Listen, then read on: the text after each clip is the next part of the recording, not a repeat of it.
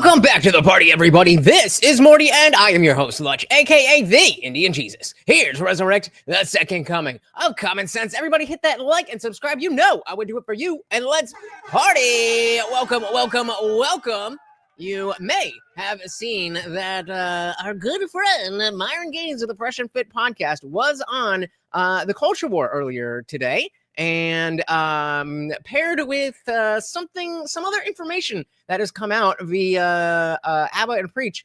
It is gonna be fun. I mean, obviously, we're talking about feminism, and has feminism destroyed the West? And I think obviously the answer is yes. But I think we can see how the red pill itself has become male feminism. So let's dive right in. As always, if you cannot hear the video, please do let me know. Has feminism destroyed the West? Oh, everybody's saying yes. Yup. This is the question that must be answered today with this amazing panel. Why don't we start from the right? Introduce yourself, good sir. Me? Yes. Oh, Myron Gaines. Are you not? I didn't know someone else was coming, but yeah, Myron Gaines, chilling. Who are you? What are you doing? Yeah, one half of the Fresh Fit Morty in the podcast. I also do my own show called The Debrief, where we The deep, bro. I've never even heard of that. What is the debrief?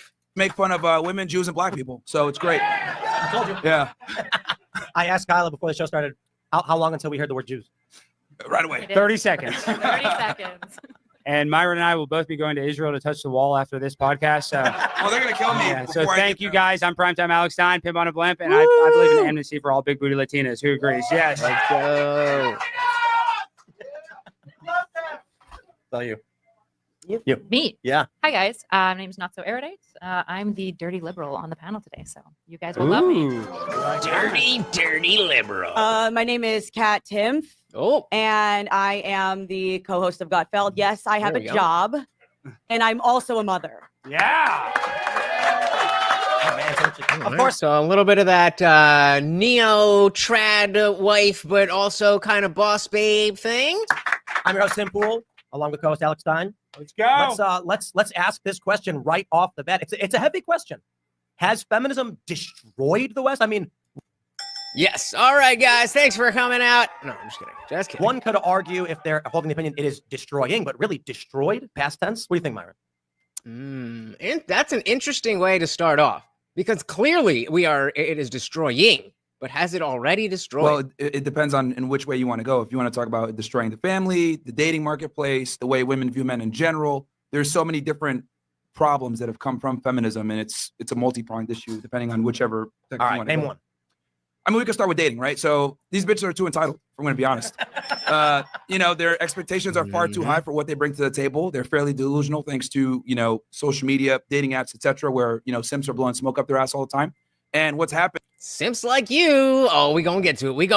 Don't you worry. Women have a very unrealistic standard on what they think they deserve versus what's out there. And if they do find that guy, they think that guy should kind of bend to their women. The reality is it doesn't work that way. Wait, actually, one thing I want to give a little pushback, though, Myron, and Sure. you do talk about this a lot. We talk about the 304s, the hoes. Yes. So Yo, if these girls are being extra picky, kind of like you're saying, then why are they also hoes at the same time? Good You see question. what I'm saying? Yeah, Because a lot of them are hoes. So because they're being picky among the same group of men. Shout out to TV Viewerski. Welcome to the party. Yep, we figured it out. It's all done. That's a wrap.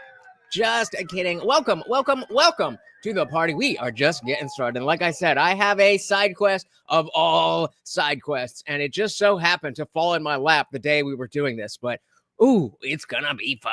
We'll wait till everybody populates a little bit more. But welcome to the party, sir. So when I say that they're hoes, what I mean is they have promiscuous type behavior. I mean, they're still, having sex with a smaller portion of the men, but they're still getting a high body count because there's a lot of these guys. So what ends up happening is a lot of girls end up being Eskimo sisters with a lot of other women because they're all smashing the same, minority of men. And this gets, especially like in major cities, like in Miami, for example, right? Like the girls that are going out and doing things and whatever, they're hooking up with the same small percentage of guys all the time. I never That's what I thought mean, about that. Mhm. right? I mean, obviously that's a hyper, analyzed portion of it, but in general, Well, let's ask the women. Do women have too high of expectations for men, and are they hoes?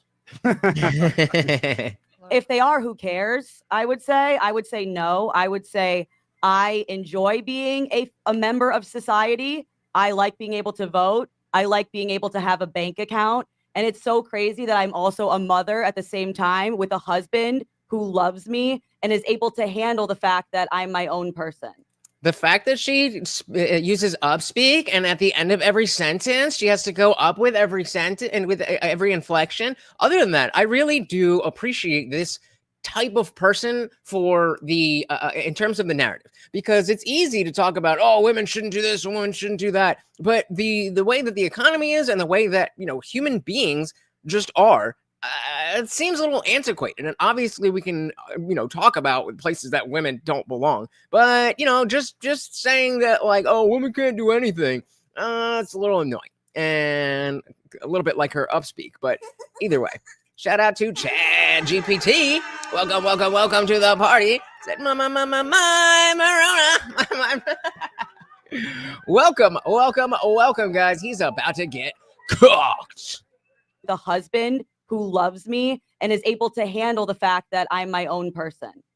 Well, I think Kat makes actually a good point, though, Myron. Like, is it that bad if a girl has a job and a college education? Like, you know, a driven woman, let's say she's driven to do more than just be a mom. Like, why is that demonized, I guess, in your opinion? Well, I don't think it's inherently bad. I think there's a lot of, let's say, side effects that come from women not focusing on the things that could be more important to them and helpful to society. But I think, as they're going to discuss a little bit more, the notion of having choice is kind of central to my values.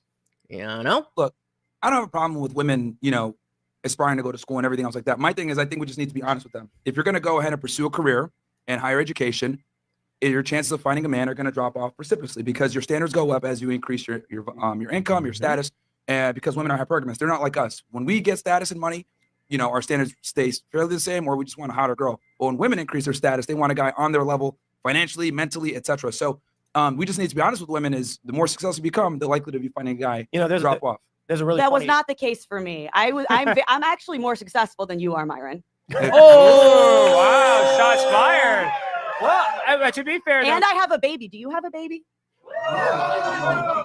got him. You know what's funny to me? I looked around, I didn't see a stove, so I don't know why this woman's here not talking. Yeah. Like, I thought we were. Boo, that's all you got? Oh, yeah, make me a sandwich. Come on, bro. I don't make dinner. I make money. This is not a kitchen. Oh, my This is not a kitchen. I gotta give her a dilly for that. I mean, come on. Somehow, some woman is talking. I don't know. This isn't a kitchen. You already made that joke. She's talking. I got an important point for you, Myron. Yeah. All that matters in the end is in 20, 30 years, she's already got a genetic leg up with having a kid. Mhm. If you don't have a kid, your line ends. Where's your kid at? Oh, well, I'll have one eventually. I'm just going to try. I'm trying to pick out my four Will you though? wives first. You know what I mean? So I'm picking. We're going to explore that in the side quest. Guys, don't forget to please hit that like button. It really, really, really does help the channel. Thank you. There's another woman here, though. You know, I don't know, Kat. Do you consider yourself conservative or liberal or? I mean, I consider myself my own person. I'm independent. All right. Well, She's a Fox News contributor, so she's more Republican. the self-avowed liberal. What say you? What say I? I say, the two questions: are women's standards increasing? Yeah, I would say by and large, women's standards are increasing as they get access to work and education. The issue is that they're not really staying single. Most of the Pew research shows that women are dating and dating successfully. The real question that I think is actually at the heart of all of this is are people happy? Are people finding? Well, hold on, right there. What do we mean dating successfully? Because if you're getting railed by 5 dudes and none of them know your parents, like, is that dating successfully? The issue is that they're not really staying single.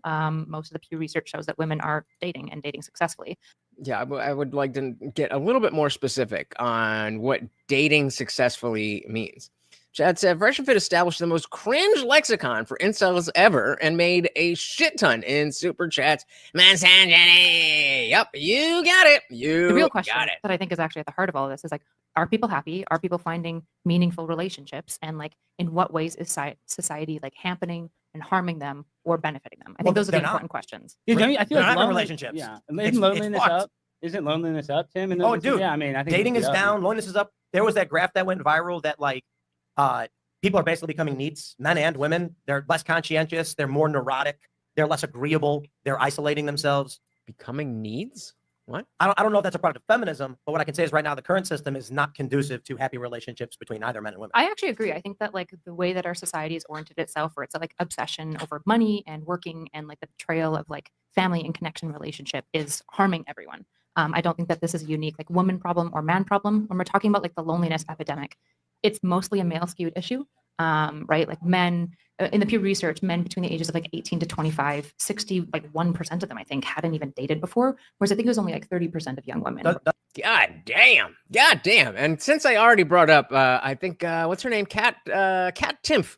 Because I brought up her voice, and she was doing the upspeak where her voice goes up, and at the end of every sentence, Kyla, not so erudite here. I think she's very attractive, and I love her voice. She has such a soft, feminine voice. It's a little bit lower in register, not as raspy as like a Scarlett Johansson. Oh my God, Scarlett Johansson has the perfect voice, but she's got a good one. She's got a good one. He said, not in education, employment, or training. What, women in general? Doesn't that prove Myron's point? Sort of. I mean, these women are dating, but the men are not. That means the women are dating all the same guys. well, no, they're not. Like most of these women are in monogamous relationships, right? The issue is actually the 20-year-olds are dating like men that are typically like 4 to 5 years older than them. That's actually more so what we're seeing. So let's just break it down for me, my misunderstanding then, because it sounds like I might be misunderstanding. What was the number most? It's because women date up. It's because women date up. So women who are 22 years old are going to be in relationships, but the 22-year-old man might not be in the relationship. So she said 18 to 25 or something, right? My misunderstanding then, because it sounds like I might be misunderstanding. What was the number most women have found relationships? 30% of women have dated between the ages of 18 and 25, whereas so 18 and 25. So the 18 to 25-year-old women are dating likely 30 to 45-year-old men. So when you get to 18 to 25-year-old men, there's no women for them to date because they're all dating older men. 61% of men have not dated. Right. Okay. So that's the same number, isn't it?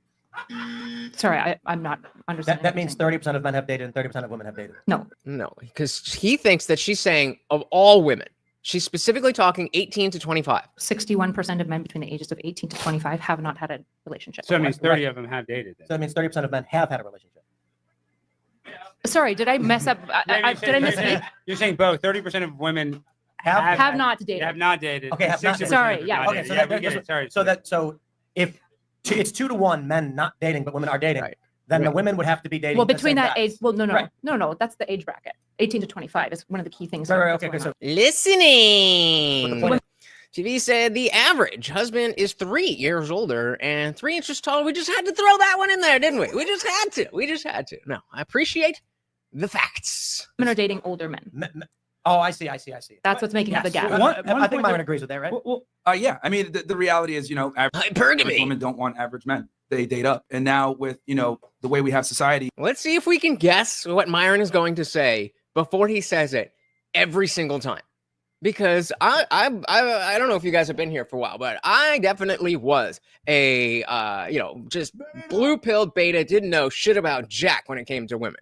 And, I thought that it was, I didn't know what it was, but I also didn't understand that like my height really does play a role in it. Because I saw like taller dudes being like super just gay and cleaning up. I'm like, what the fuck is going on? Like, okay, I thought I wasn't the coolest dude ever. But anyway, point being, there was a time when I took Fresh and Fit seriously.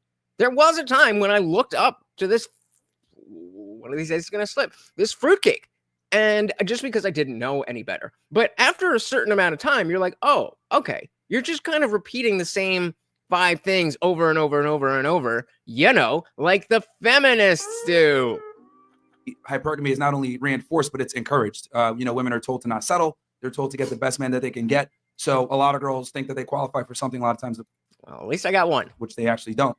And sometimes I have to be the reality and let them know, like, look, you're average. You got to be, a little bit more realistic about where you stand. This isn't really hypergamy, average women don't want average men. This isn't really hypergamy, though, right? Like, what are men typically selecting for in a relationship? Youthfulness, beauty, right? Some level of like making him feel good. Beauty and peacefulness. What are women selecting for? Stability factors. And so in this way, women are dating the pool of men that give them the stability factors, because it usually takes men a couple of years to get education and a career and like something built underneath them. And men are selecting for the things that they want. Well, it's not just stability anymore. Is what I'm trying to say. It's not just stability. It's also, is the guy handsome? Is he tall? Is he charming? Is he charismatic? Like, since women make their own money, they're able to.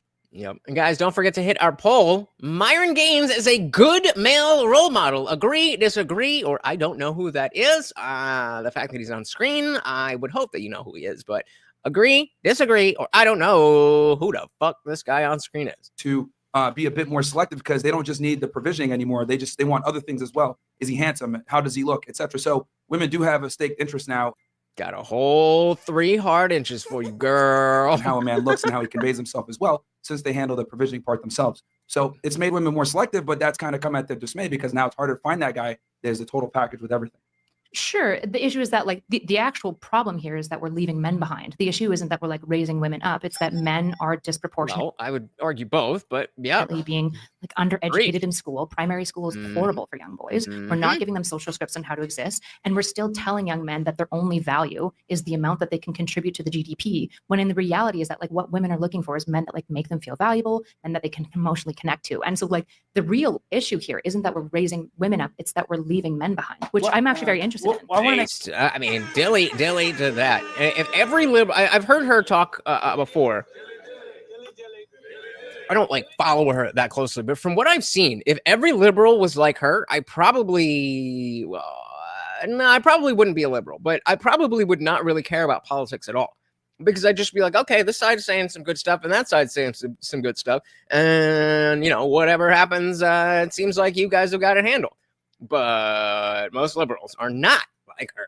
The real issue here isn't that we're raising women up, it's that we're leaving men behind, which I'm actually very interested in. I want to make this one point though. I think men are a victim of what their surroundings, because the amount of men that have microplastics in their testicles now, seriously, now the amount of estrogen you're getting some right now. Exactly. So I'm saying, don't we men now have higher estrogen levels than ever in recorded history. Yeah. So I feel like that is kind of why the men are, I guess, coming in second place if we talk about it's a problem for everyone. I'm only 36 and I've already had cancer.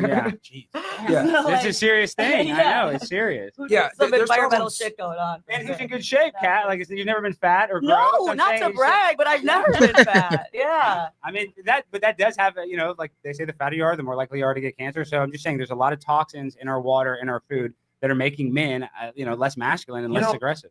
Yep. Chad said, I immersed myself in Rolo, Donovan, ADJ, and them because I was like, what the fuck is this? Well, I wish I had the life experience to recognize on its face the what the fuck is this type of mentality. But I was so sheltered from that. I spent the overwhelming majority of my experience with women is within the context of relationships. So in high school, I was in a 3-year relationship. In college, I was in a 3-year relationship. And, I was in another, I don't even remember how long it was, but a longer term relationship. And so, the casual thing, I'm not good at. I'm not good at the playing the game. I'm good at being a good dude. And so when you have huge barriers, like being under 5'6", 5'4", like it doesn't matter. Like I'm cute, I'm funny, I'm smart, but like some of those things, and I'm not sitting here crying about it, but it's just a fact that a lot of women are not looking to overlook that, and those that are typically think that they are not. Meaning on the dating apps are not a thing for me. Because if I put my height on it, it doesn't matter, because it's just gonna be swiped right on by, even if that same girl that's gonna swipe left on me and swipe no on me, if I were at a bar and able to talk to her, because I would have just a few seconds to be able to present who I am and something to say and that energy, then that would be very different. But nobody fucking goes out anymore. And so, I mean, it was a bad time. It was a dark time, but luckily, I see some other people, who before when I was realizing that, and I was like, all right, this ain't the place to be. This is warping my mind. There were some people that I saw that were, in there dropping $100 super chats on the regular from before I even, from the first time I watched. And then by the time I was like, okay, I'm done with this, still just $500, $600, $700 per stream. It's like, yo, what are you doing? What are you doing? Yeah, I'm definitely not in a hurry. That is one thing that I can't say negatively about the messaging of Fresh and Fit. I was very much in a hurry. I was very much in like, oh, what's wrong with me? Why doesn't everybody love me? They said on TV that if you just be yourself, then you'll find something. And it's like, oh, okay, that's not what it is. And so I'm like, all right, the whole idea of leveling up and focusing on yourself and getting, your own value and that kind of stuff, that has weight to it. That is stuff that needs to be understood by every single man. But it doesn't need to be obsessed over. And that's why I don't get a lot of these, like the MGTOW movement. I just don't get it. I understand the idea of, okay, I'm not going to spend all of my time and attention and money on women. I'm just going to do what makes me happy. And by doing that, I'll become somebody who is then more attracted to women. Okay, got it. What else? What other content do you need from that? Once you understand that, you understand it. Shout out to Tag. Welcome to the party. Said liked and shared. Thank you so very, very much. So you guys know how much that stuff helps. Even if you don't think that anybody's going to click on the link, just by you telling YouTube, X, Rumble, whatever, that you want more people to see us, they will show it to more people. Thank you, and welcome to the party, sir. Chad said, spinning plates, hoops and heels. What about love? Right there with you. I'm right there with you. Both sides, the red pill and feminism, have taken love out of love. A lot of toxins in our water, in our food, that are making men, less masculine and less aggressive. I want to. Maybe I'm just jumping the gun, but I was just thinking about if we want to go into dating stuff. I think maybe we'll come back to it. But and the question of feminism, the one thing that I really pisses me off, women won the right to vote without civic responsibility. And so they shouldn't have the right to vote. You can make the argument. Repeal the 19. I think it's fine to say women should have the right to vote. However, we got to look at the context of the United States, and that's women do not have an obligation to die in war that men do, but women can vote overwhelmingly for Democrats promoting these wars, and then men are left on the hook for a war they tend not to vote for. That's fucked up. So, yep. Sure. The I'm issue glad we're on Yep. this topic. Repeal the 19. That- I was going to say that earlier when she was yapping, but that's fine. Yeah, repeal the 19. That is where the discussion should be. That is where the interesting aspect of feminism is in the civic conversation. Like, yes, the dating thing is, interesting enough, but again, there's not too much there. We kind of have beat we've kind of beaten that path. But the civic stuff, the political stuff, we got to figure that out. 19. I think only landowners should vote. Let's go back to pre-Civil War. Try to vote now, Myron.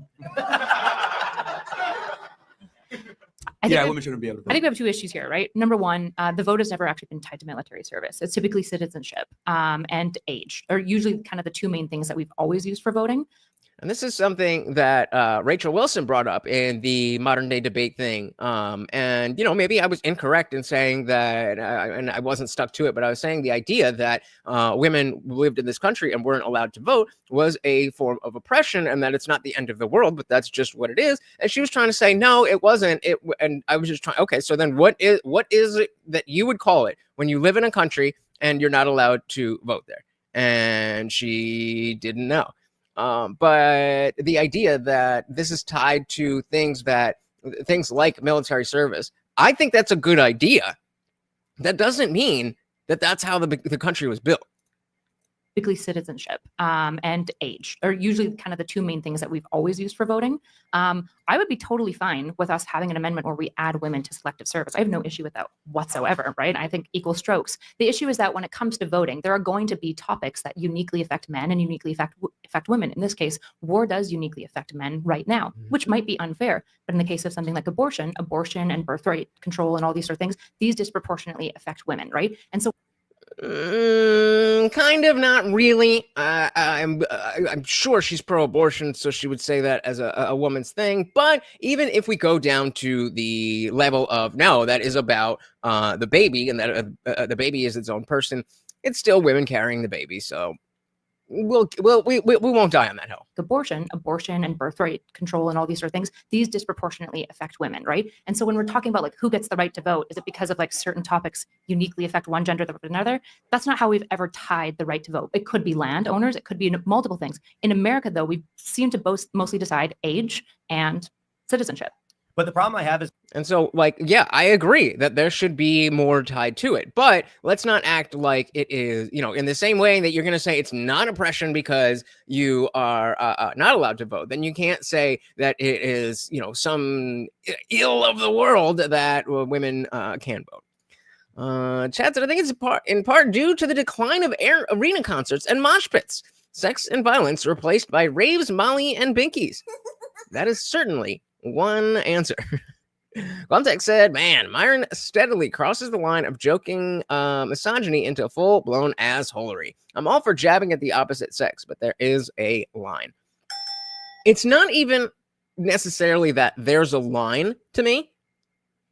It's just that, like, he made the same joke literally twice in a row.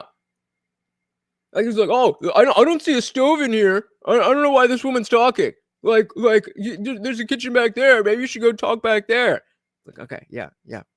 We get it. That I can agree with. Though we seem to mostly decide age and citizenship. but the problem I have is that Democrats have been substantially more likely to vote for war, to promote war, particularly Ukraine.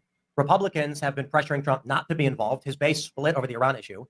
Well, conservative voters, maybe not so much Republican politicians, because Republican politicians love war just as much as anybody else, but the voters. Ukraine.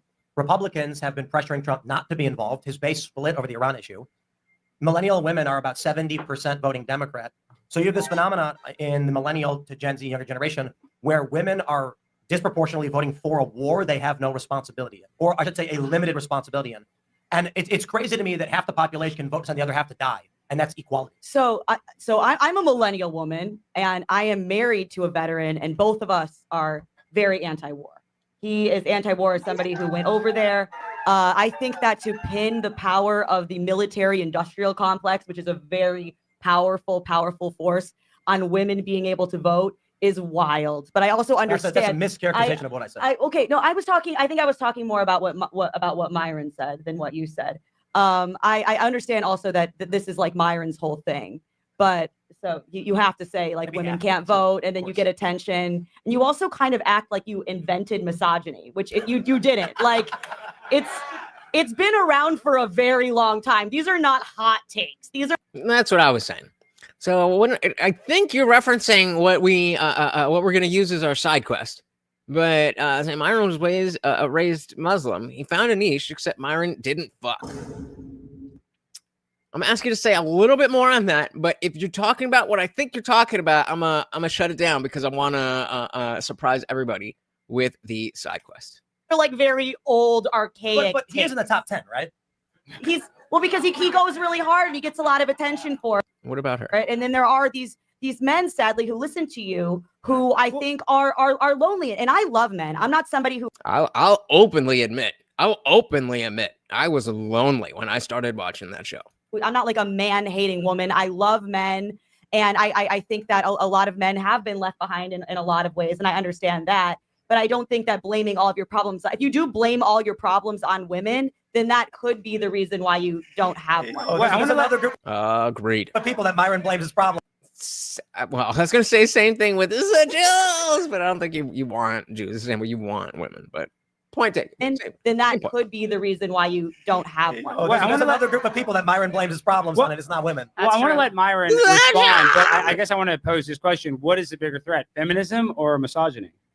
What's worse for society? So when I say feminism, I feel like things like I have the right to vote. I have a job. I'm a participating member of society, which is different than hating men. So it kind of depends how you Well, do you hate women, Myron? I'm not just more curious. Sometimes. Actually, most of it. No, I'm just kidding. Look, the reality is that when it comes to feminism, etc.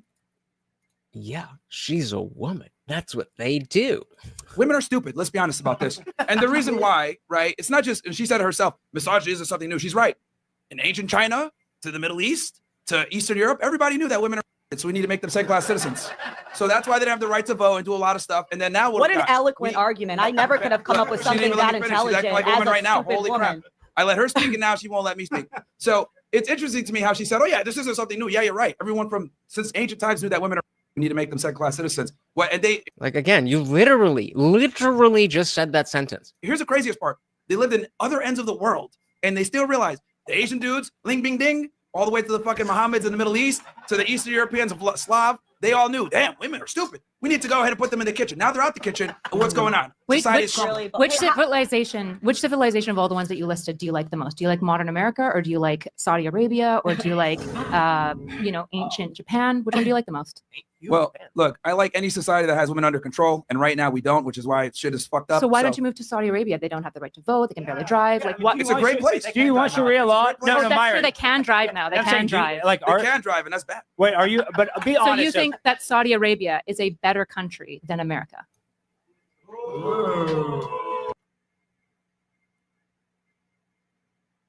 Whoa. That is a wild statement.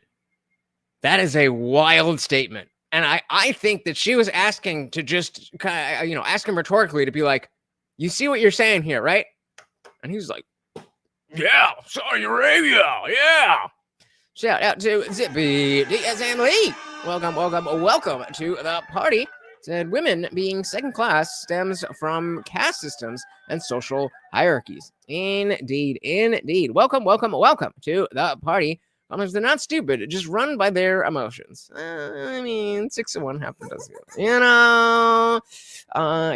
Agreed. He is playing to his own audience. He does not care what anybody there or any of us think about him. He is playing to the people who are going to continue giving him all his rumble and kick money.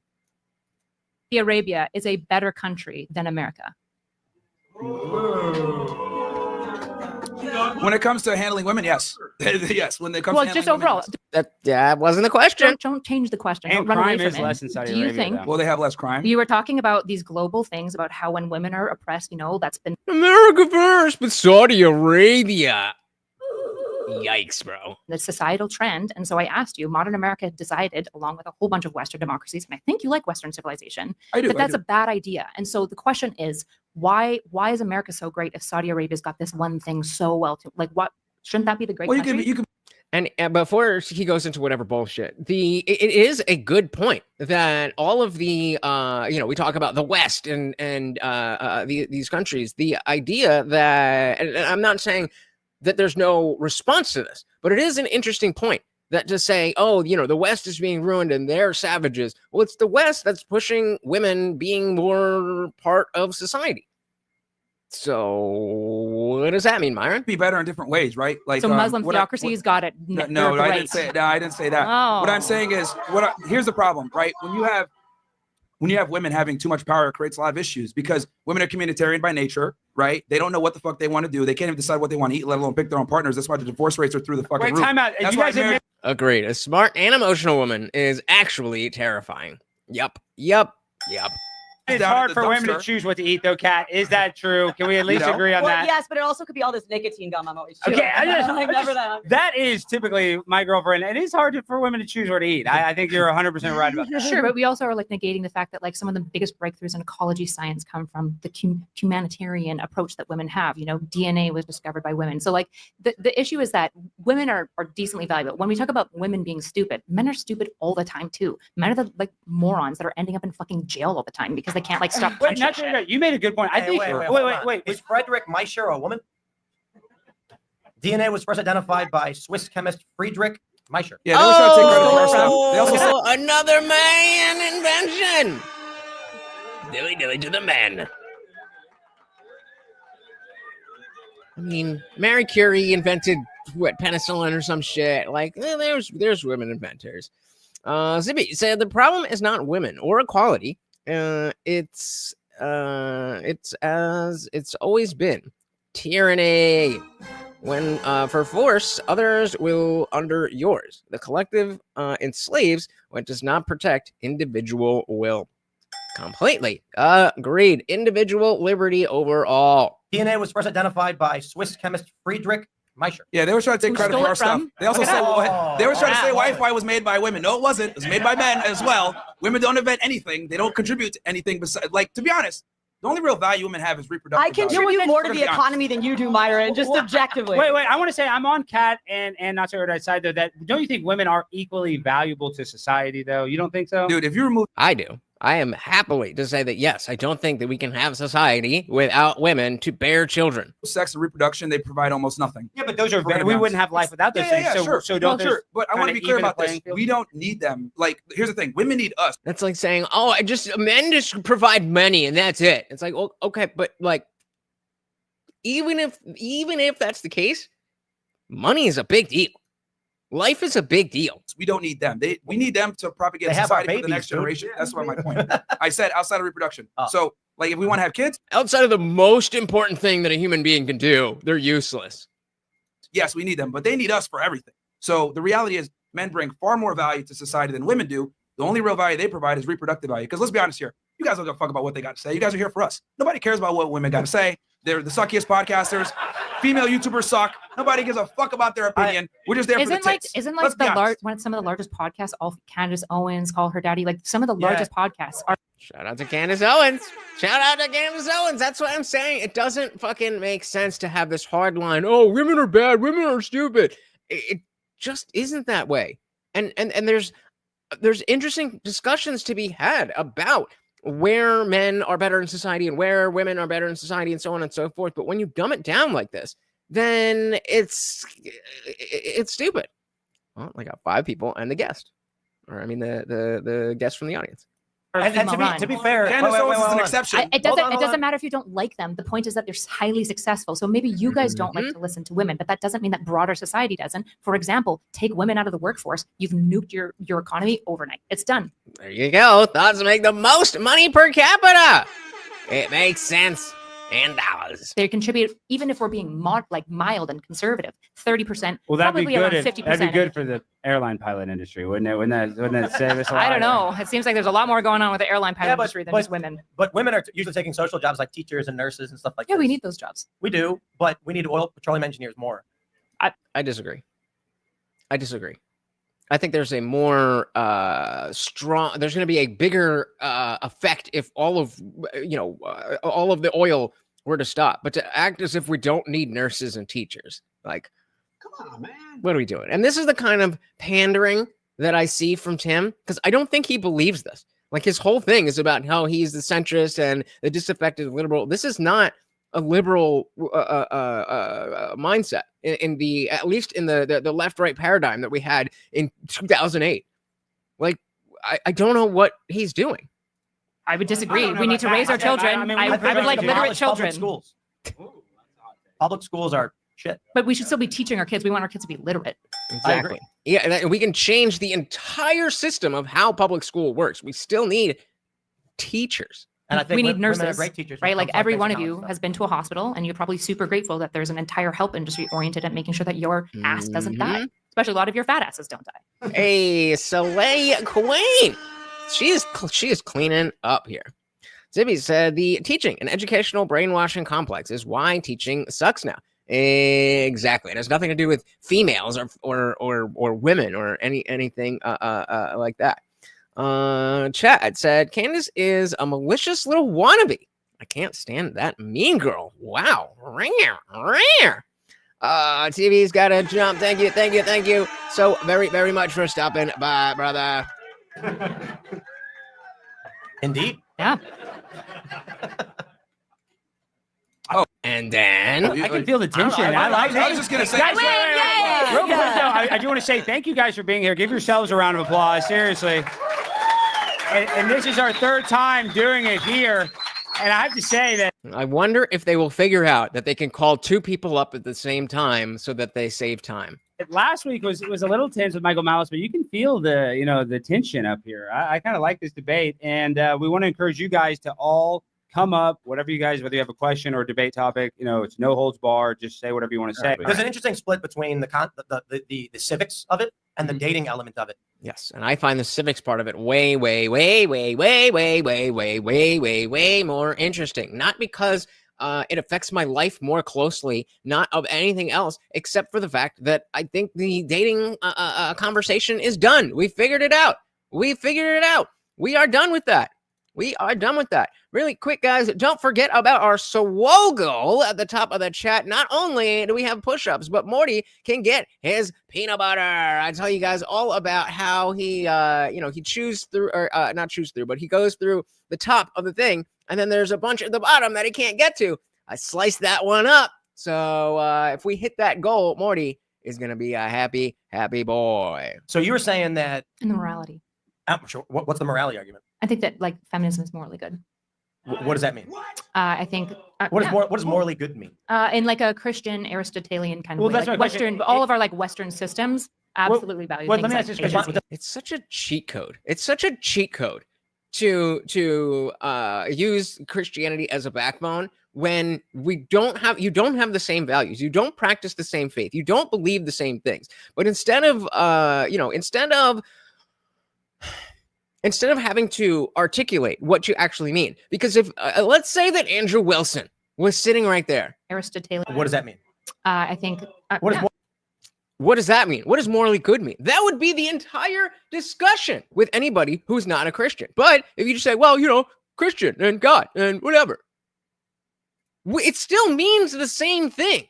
It still means the same thing, but you get the pass of, oh, okay, you got the right version. You got the right definition. Come on, man. Hey, shout out to Quamtech getting us started with the $1 make you holler.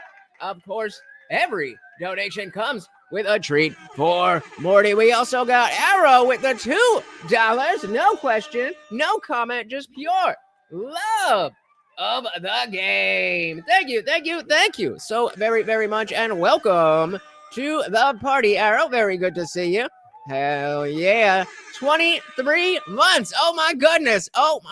Next month, that is going to be 2 years. My goodness, how time does fly. Thank you. So very, very much, guys. We got the new co-sponsors of the stream. That is 3 out of 15 super chats and 4 out of $50. Let's hit that goal. Thank you so very, very much, guys. The argument. I think that like feminism is morally good. What does that mean? I think.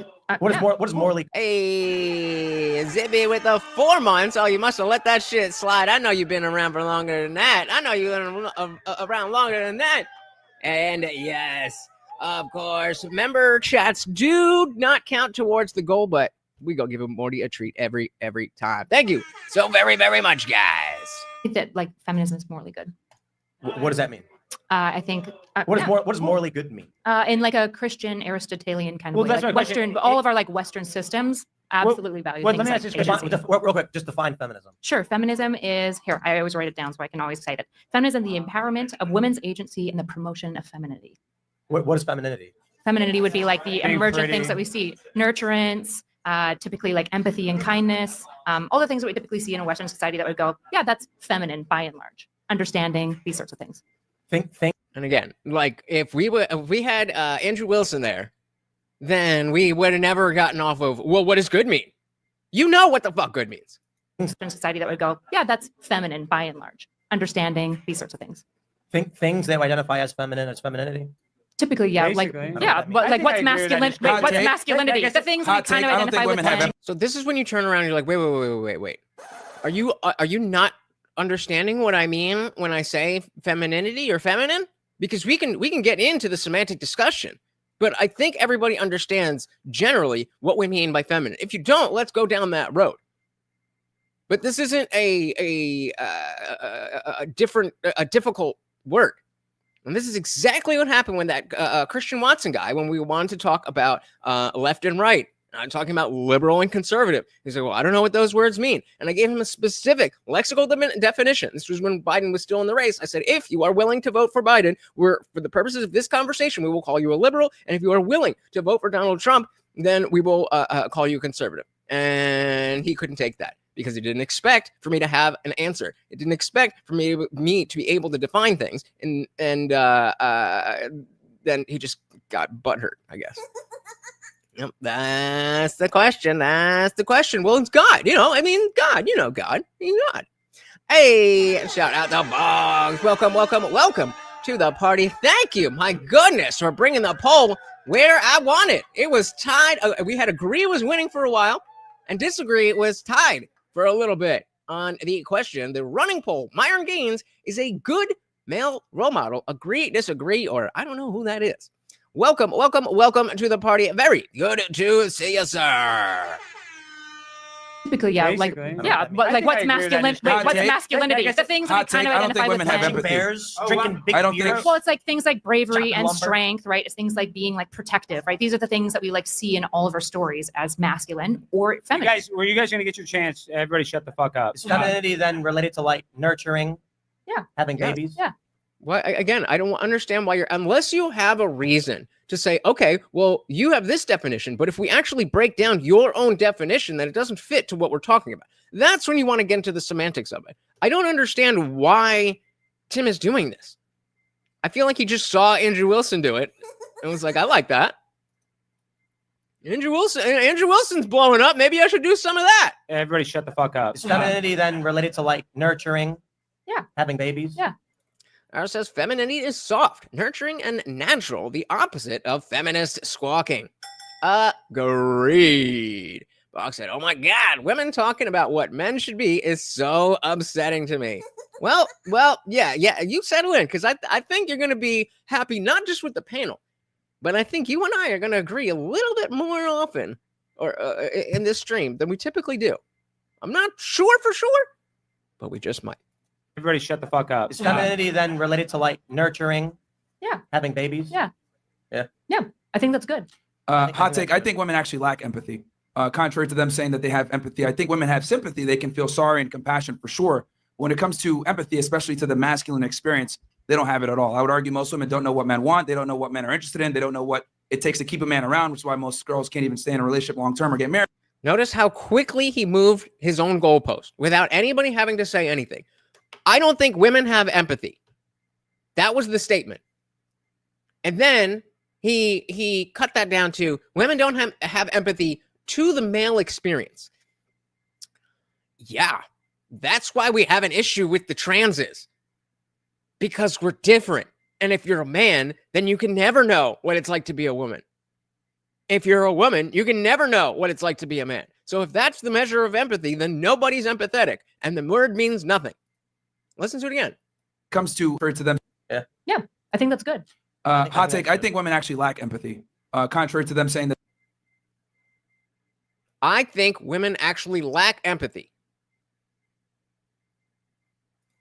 Yeah, I think that's good. Hot take. I think women actually lack empathy.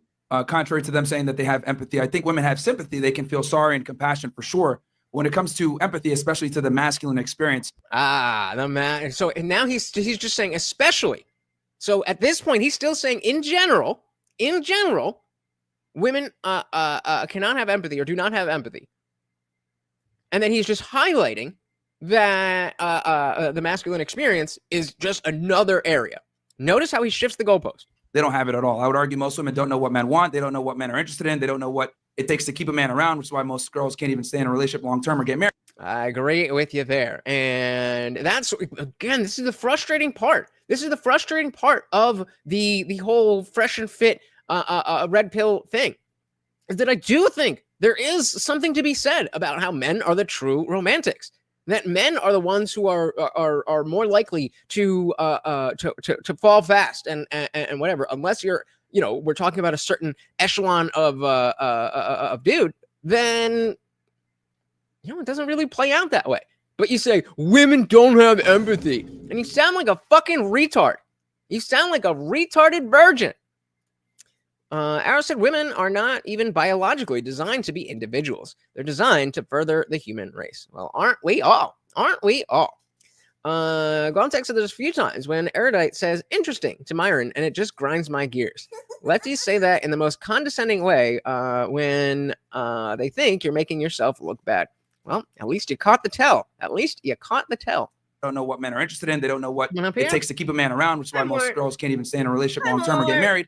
And let's be honest here, the reason why they're not empathetic is because there's no need to be empathetic, because men approach them. Since men approach them and they do the courting and they have to do everything up front, especially at the beginning, A lot of women aren't empathetic to the masculine experience because they don't have to be. Versus men, we have to be empathetic to women. Otherwise, we don't get laid. Yeah, you're There's a very better performance empathetic on to us. women. No, well, here's the thing. I understand you guys, which is why I don't respect you. So that's why. I mean, fair statement. Because the reality is, if you understand women, Again, disagreed, but fair statement. there's no way you can respect them as an equal because they're inferior in almost every way. Well, Um, in what what does that ways? mean in I Yeah, just in don't what ways? understand why you would Like say in that. shorts. Sure. Yeah. I mean, here's the thing. You can either respect them as an equal, right? Or you don't respect. Like, my thing is, I understand women. So since, therefore, I understand women, I cannot respect you guys as equals because you guys have a completely different worldview. You guys are inferior in almost everything that matters. Like in And- what? Like what? Yeah, Name the you things. keep You that guys saying are matter. that weaker, over, I'm dumber, stupid, blah, smaller, blah, blah. I'm like, bored. Weaker, like- dumber, yeah, literally, like, less fit, less strong. well, but yeah. by these You guys are standards, inferior. your co-host is inferior to you in every way because he's weaker. He but doesn't he's still exercise superior as to much. you. He's So not as strong. that's my point. That's not. And so Myron should be like, yes, absolutely. Yes, absolutely. We are men logical thinkers. And fucking Coconut, whatever the fuck his name is, would be willing to say, of course, Myron is higher value than me. That's what you set up. How is that for I mean, you know, the eye from here it looked a little better. Without the eyes, it's you remember those what were those shampoo commercials? It was like, oh my god, you know what I mean? Co-host is inferior to you in every way because he's weaker. He But doesn't he's still exercise superior as to much. you. He's So not as strong. that's my point. That's not what. Well, the issue is. Well, the He's still issue is. superior to you, though. Well, the issue is on the thing. Well, actually, not really. I think I'm actually fitter than Fresh. He's stronger than me, but I think I'm literally fitter than him. And also, when it comes to debates, I tend to do better than him in debates. All the things that you Definitely true. tend to value are the things that he's inferior. The issue is, hold on, just so it's clear. Can you open I up the don't book, think. I don't think that Fresh is inferior because I don't think that only these things matter to the value of a person. When we talk about I would agree with that. I would say that Fresh, he is inferior in many ways, but that doesn't make him that being inferior to another person on these grounds does not take away the value of your life. No, it wasn't Head and Shoulders. I think it was like some botanical gardens or something like that. It was a green. It was a green bottle, and their whole thing was that it was like orgasmic. I'm trying to think. Oh, we'll find it. But what did she just say? Yeah. And so she's saying, I don't think that you are higher value based on Myron's criteria than his co-host, but he is. And Myron should be the one be like, yes, you are exactly right. In the same way, I can see and understand women and see that they are inferior to me. I can see that by that same metric. So is my co-host. But it's all about the boys being boys. are the things that he's inferior. The issue is, hold on, just so it's clear. Can you I don't think that Fresh is inferior because I don't think that only these things matter to the value of a person. When we talk about things like shout out to Jesse Lee Peterson. David Packman, of course, said interesting to Jesse Lee Peterson when he was told Jesse didn't like him, not because of the fact that he seems gay, because he thinks that he's weak. He is. Inferior because I don't think that only these things matter to the value of a person. When we talk about things like the Western civilization tradition, if you guys actually care about the American project and what this means, we have to get real about the things that are the precepts of what we believe in. This is things like Christian theology and Aristotelian thinking. And in these precepts, everyone assumes that there is going to be a variety of ways in which people are beneficial, but we don't typically give inferior or superior because we recognize, for example, that while Fresh is not as strong as a debater as you, he's so good at networking, he's really personable, he's really good at like connecting people, and you value that. Right, but do we value that in a man as the measure of a man? No, that's not how Myron thinks. Whereas women are strong at other things. We don't have to be equal. We just need to be valuable. But isn't there like It's 6 times. 6 times. 6 times. We're gonna drink every time he says it because I it's gonna piss me off otherwise. At least I get a little reprieve. Oh, women in the kitchen. Are strong at other things. We don't have to be equal. I We make just need to be sandwiches. valuable. but isn't there like you said Good one. Christian? You know how you no said one Christian laughed theology? because that's like the oldest joke that's ever been told. Yup. Women make sandwiches. You're stupid. Blah, blah, blah. It's like, I'm bored already. All right. Again, I'm still trying to figure out why she's talking. This is not a kitchen. I don't know what's going There on it right is now. again. Again? Jesus.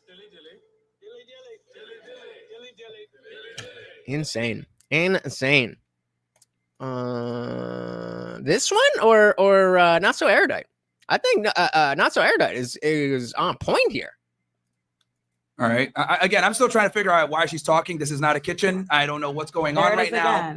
Like, There it is again. It's crazy. I think it's great when you talk though, because a lot of times people say that there's no need for feminism anymore. And then people hear you talk and you're saying that, you know, women should all be owned by men and all these other things that you say. And people might think differently. She's fucking exactly right. It is people like Myron that are spearheading the strength of feminism. Without the Myron Gaineses of the world, you just have your sprinkle movement in some corner of TikTok and nobody else would ever fucking know what the fuck that means. But Myron Gaines and his ilk are the ones that are perpetuating this shit and giving these women a reason to think that all of us are like them. Come on, Morgan. Drizzle, baby. Funny story, little tiny side quest. The guy who started the drizzle thing, he's kind of in trouble on TikTok right now because he's always talking about baby mama this, baby mama that, and he's got 3 baby mamas, and he tried to lie about it. He's like, yeah, I'm not married to my girl, but you know, we're together and I'm there every day. Yeah, but what about the others? The internet's gonna know. The internet is gonna know. Shout out to my soft guys. There we go. All right, I'm back in. That, you know, women should all be owned by men and all these other things that you say. And people might think. Why is that on her?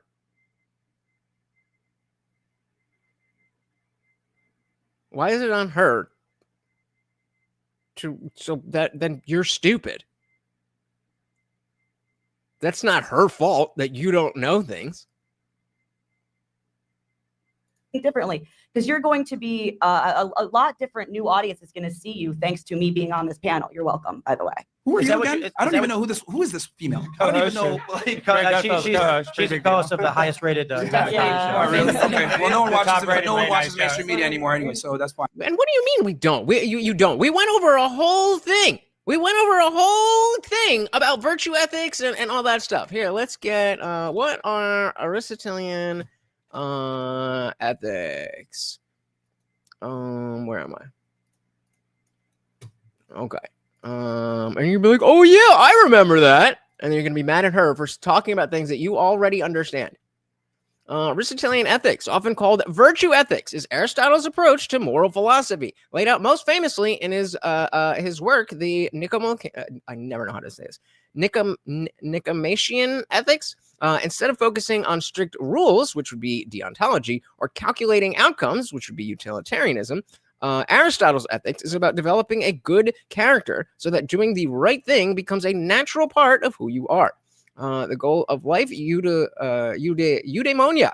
Aristotle believed that every action aims at some good, and the ultimate good for humans is eudaimonia, often translated as flourishing or living well. This isn't just pleasure or happiness in the modern sense. It's about fulfilling your potential as a human being. Virtue as a path. Virtues are positive character traits that you know what the fuck virtues are. They are innate. You cultivate them through habit and practice. The idea is, if you become a virtuous person, good actions will naturally follow. Virtues exist as a balance between 2 extremes or vices. Example: courage is the mean between cowardice, which would be deficiency, and recklessness, which would be excess. The mean isn't a perfect midpoint every time. Depends on the person, so on and so forth. This is the ability to, practical wisdom. This is the ability to judge well in specific situations. It's not just knowing moral principles. It's about knowing how to apply them in real life, so on and so on and so on. Well, this is the last one. So ethics are lifelong project. Aristotle believed morality isn't a quick checklist. You develop virtues over time through experience and reflection, much like mastering a craft. And yeah, all that. So yes, sir, you absolutely do know who Aristotle is, and we went specifically over this during our Philosophy Friday stuff. So I would like you to apologize to Not So Erudite, please. I disagree, but that's a whole other thing. I said, I mean, now people might understand her if she just said virtue ethics. I mean, just take the L, bro. Just take the L. What did you think? What did you think? Did you not know that Aristotelian meant Aristotle? Like, that's a pretty common thing. I mean, we all have blind spots. If you didn't know that, then that's fine. Just be like, oh, I didn't know that. I didn't realize most people understood what this is. And then she also said Christian values. I don't know. I see a lot of misogyny here. Highest rated. Yeah. Oh, really? Okay. Well, no one watches Top-rated late night mainstream media anymore anyway, so that's fine. What do you actually think women should be owned, Myron? She said you believe. I mean, it's kind of funny. She's over here, all this blah, blah, but she's married, which is a male-led institution, which is interesting to me. So it's like she's buying into it, even though she's trying to sit here and be like, I'm kind of like. But you're projecting. Projection!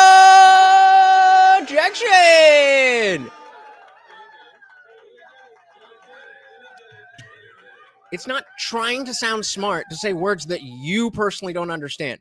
You just didn't understand it. You didn't recognize the thing that you already knew. She did absolutely nothing wrong there. You didn't know what she meant. That's perfectly fine. Just be like, oh, my bad. That is not on her. Which is interesting to me. So it's like she's buying into it, even though she's trying to sit here and be like, I'm kind of like, I'm a feminist, but at the same time, I'm married, blah, blah, blah. It's like, pick one, man. You serve under a man. So it's like, I don't even know why she's talking. So I serve under a man. Yeah, you're married to a guy, which marriage in itself is a male-led institution. See, not my marriage. Oh, yeah, we're God. equal. So you were the partners. pants in your. We're equal partners in my marriage. I know that's crazy. That, but it. The concept of equality is a lie. It's not true. One is always the leader. Who's the leader in your relationship? Who's the decision maker? You or him? Depends on the thing. This doesn't make one who's the person more or main less leader in the morally relationship? valuable. You or him? It depends on the thing. We are equal partners. We've been through a shit ton together. Oh, crap. A lot of stuff together, especially recently. And I love him very much. He loves me very much. And I would never have a child with somebody who didn't see me as a person.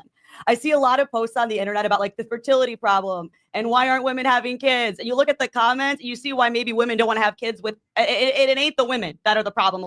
Okay, well, let's not go too far. But the point of, well, why aren't people having children? And then you look and you see Myron Gaines, then,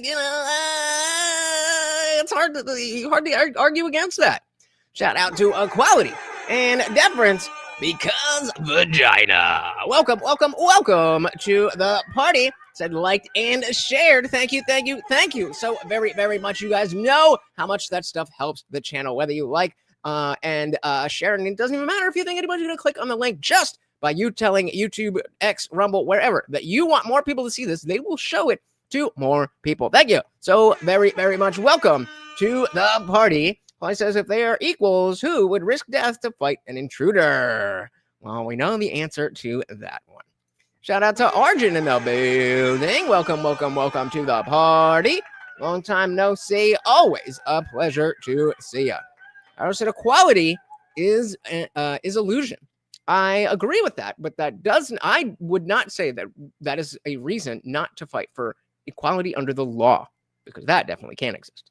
A lot of the times there's a lot of problems with talking about women, why don't women have kids, and not enough talk about why men aren't becoming, in some cases, the kind of partners that women would want to have a child with. I did not meet someone I'd want to have a child with until I met my husband when I was 30 Still years trying to old. figure out who the leader is here. But nothing gets done by a committee. Nothing gets done by a committee. I want to bring it back to feminism because I want to answer the question. I think feminism is a key component in relationship breakdown. There was a story several years ago where in New York, women in their 30s could not find men who made as much or more than they did. Mm-hmm. And it was like a shock to the system. All these writers, these are female writers for various opinion outlets saying, why can't we find good men? And it's, because they weren't attracted. Because we're too short. The guys who made less, and they didn't want to be with younger guys. So the guys or shorter guys for the same age as them who made $50,000 a year were like, I can date a 24-year-old woman, somebody who wants to have a family and is younger. So guys are aiming for younger women, but women are being told to get jobs and have careers. But you mentioned guys aren't stepping up. I think this creates an inverse problem where for young men, they're either struggling to date because younger women can date older guys through dating apps, or women, why buy the cow when you get the milk for free? If you know what I mean. Like you can have sex without like. These guys who are young are like, I don't need a job. I don't need status because if I go to the club and spend $15 on booze, I get laid. Yeah, I mean, I agree. I just think that like I spent $8 once. $8. $8 was good enough. And spend $15 on booze, I get laid. Yeah, I mean, I agree. I just think that like this is like the trade-off of agency, right? Like agency is one of the most important things that we can have, the ability to choose, right? Because if you don't have agency, you can't choose to do noble and good things. You can't choose to do bad things. And so I would agree that like when I look at the modern dating culture, first of all, the 24-year-old girls are not like, I'm so ready to settle down and have kids. Right. They're like, It these are should the be. people you're calling whores half the time, right? And so They used to be. Exactly. yeah, People used to get married and have kids at 22. sure, but we also died at 55 around No. the same time. No, we didn't. I'm pretty sure Tim's going to go. That is not correct. Yeah. We did have a lower life That is We that is had not a correct. much shorter life The shorter life expectancy. expectancy was due to the infant mortality rate. People actually who survived infancy would live for a very long time. No, But the So obviously, if we have an average, and most people are living to 60, 70 years old, because the lifespan has increased, but let's say 60, 70 years old, then the average is going to be pulled down by people who are 2 days old. Because of the advancements in medical science, then that doesn't happen. So the average then shoots back up.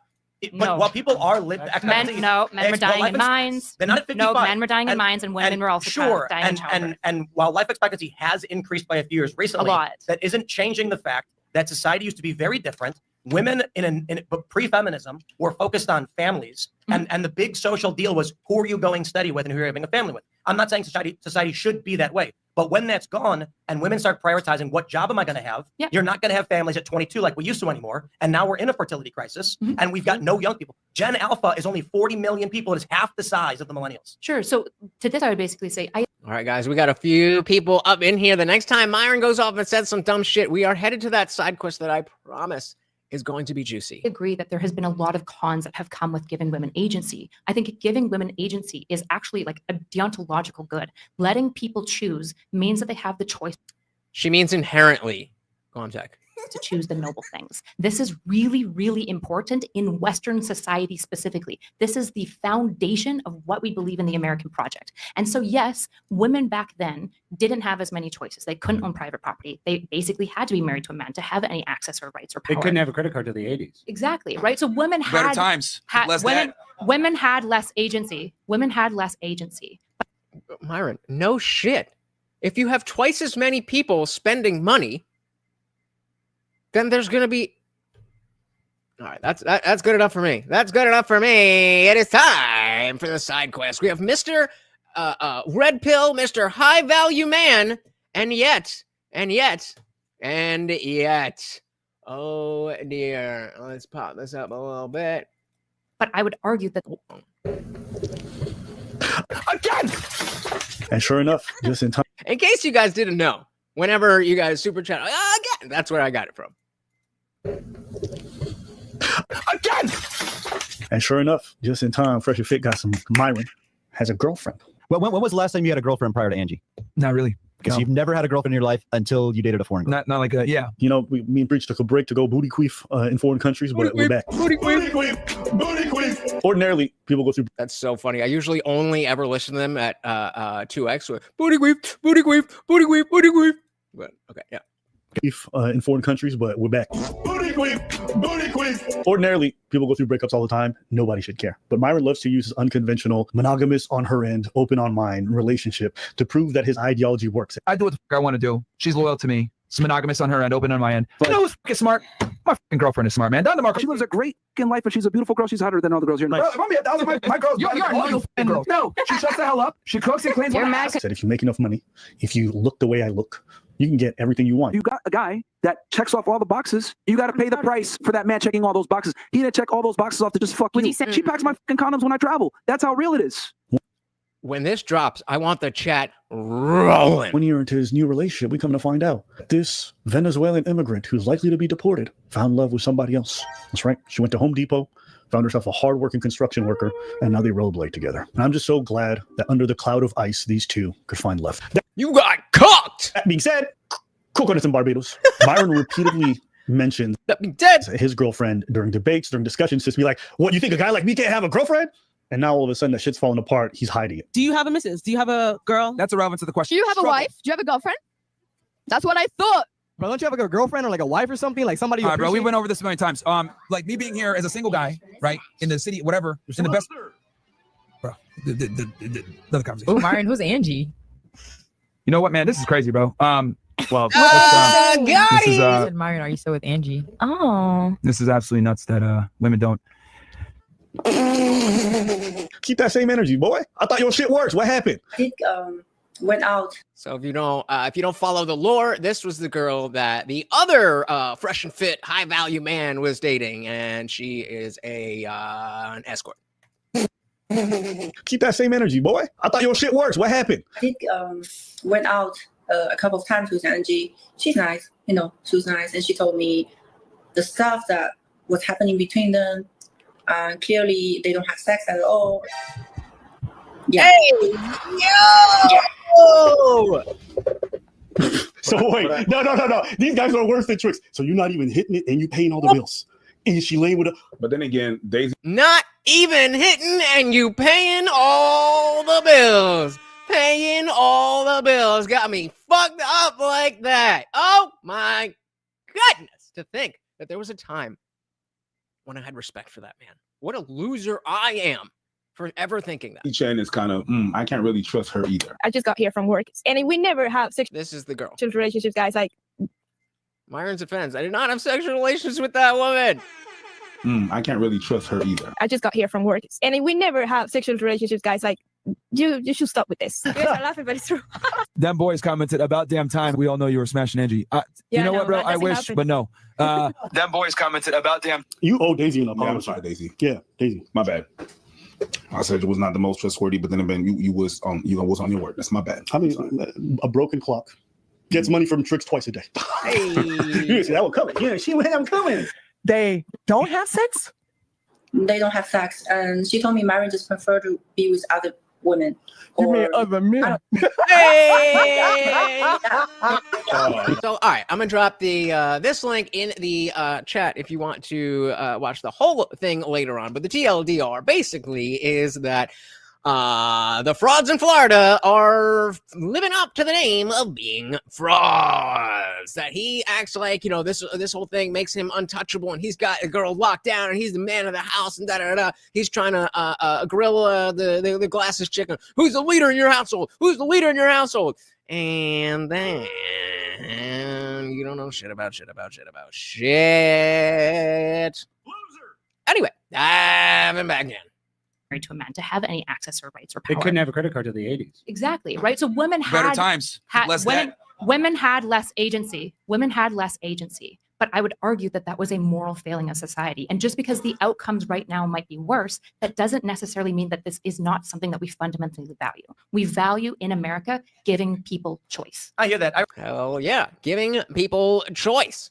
So he said, player ain't got game. No wonder why he hates women. Now it don't make a sense.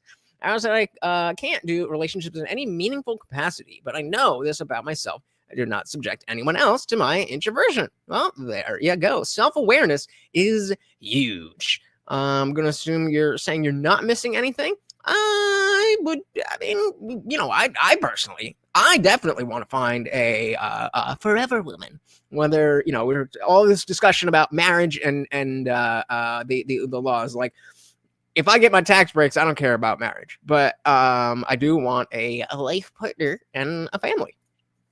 Most of America has the most powerful women on the planet, and I like it. Bet you do.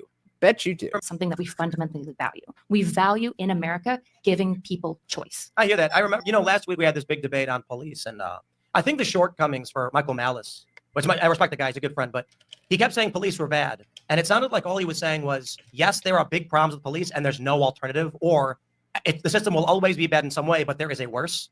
So I look at this now and I'm... Put a one in the chat if you were here when we covered the Michael Malice and the cop in the last Culture War. I think that was Monday. Like, okay, you know, I agree to a certain degree on the deontological aspect of people should have free choice. You want to have a job, you can do it. You want to have finances, all that's fine. Is the end result then the Gen Alpha is 40 million and collapsing, and there won't be any humans in the future, or cities are going to start shrinking, infrastructure is going to start crumbling, and we're going to go, you know, it was a moral good to make sure that we had this semblance of equality under the law, and then society was destroyed by it. Well, equity of agency does mean bad outcomes sometimes. I mean, Michael Malice did not do a very good job of making any kind of argument. I mean, I generally agree with his thesis that the system of policing is corrupt to its core, and even the good cops are subject to that system. But yeah, that was a weird one. That was a weird one. You're like 10 or 12 years old. Oh, I wish if I could go back. If I could go back. Actually, I don't know. 10 to 12 wasn't really that good of a time. More like 21. But oh man, to be young.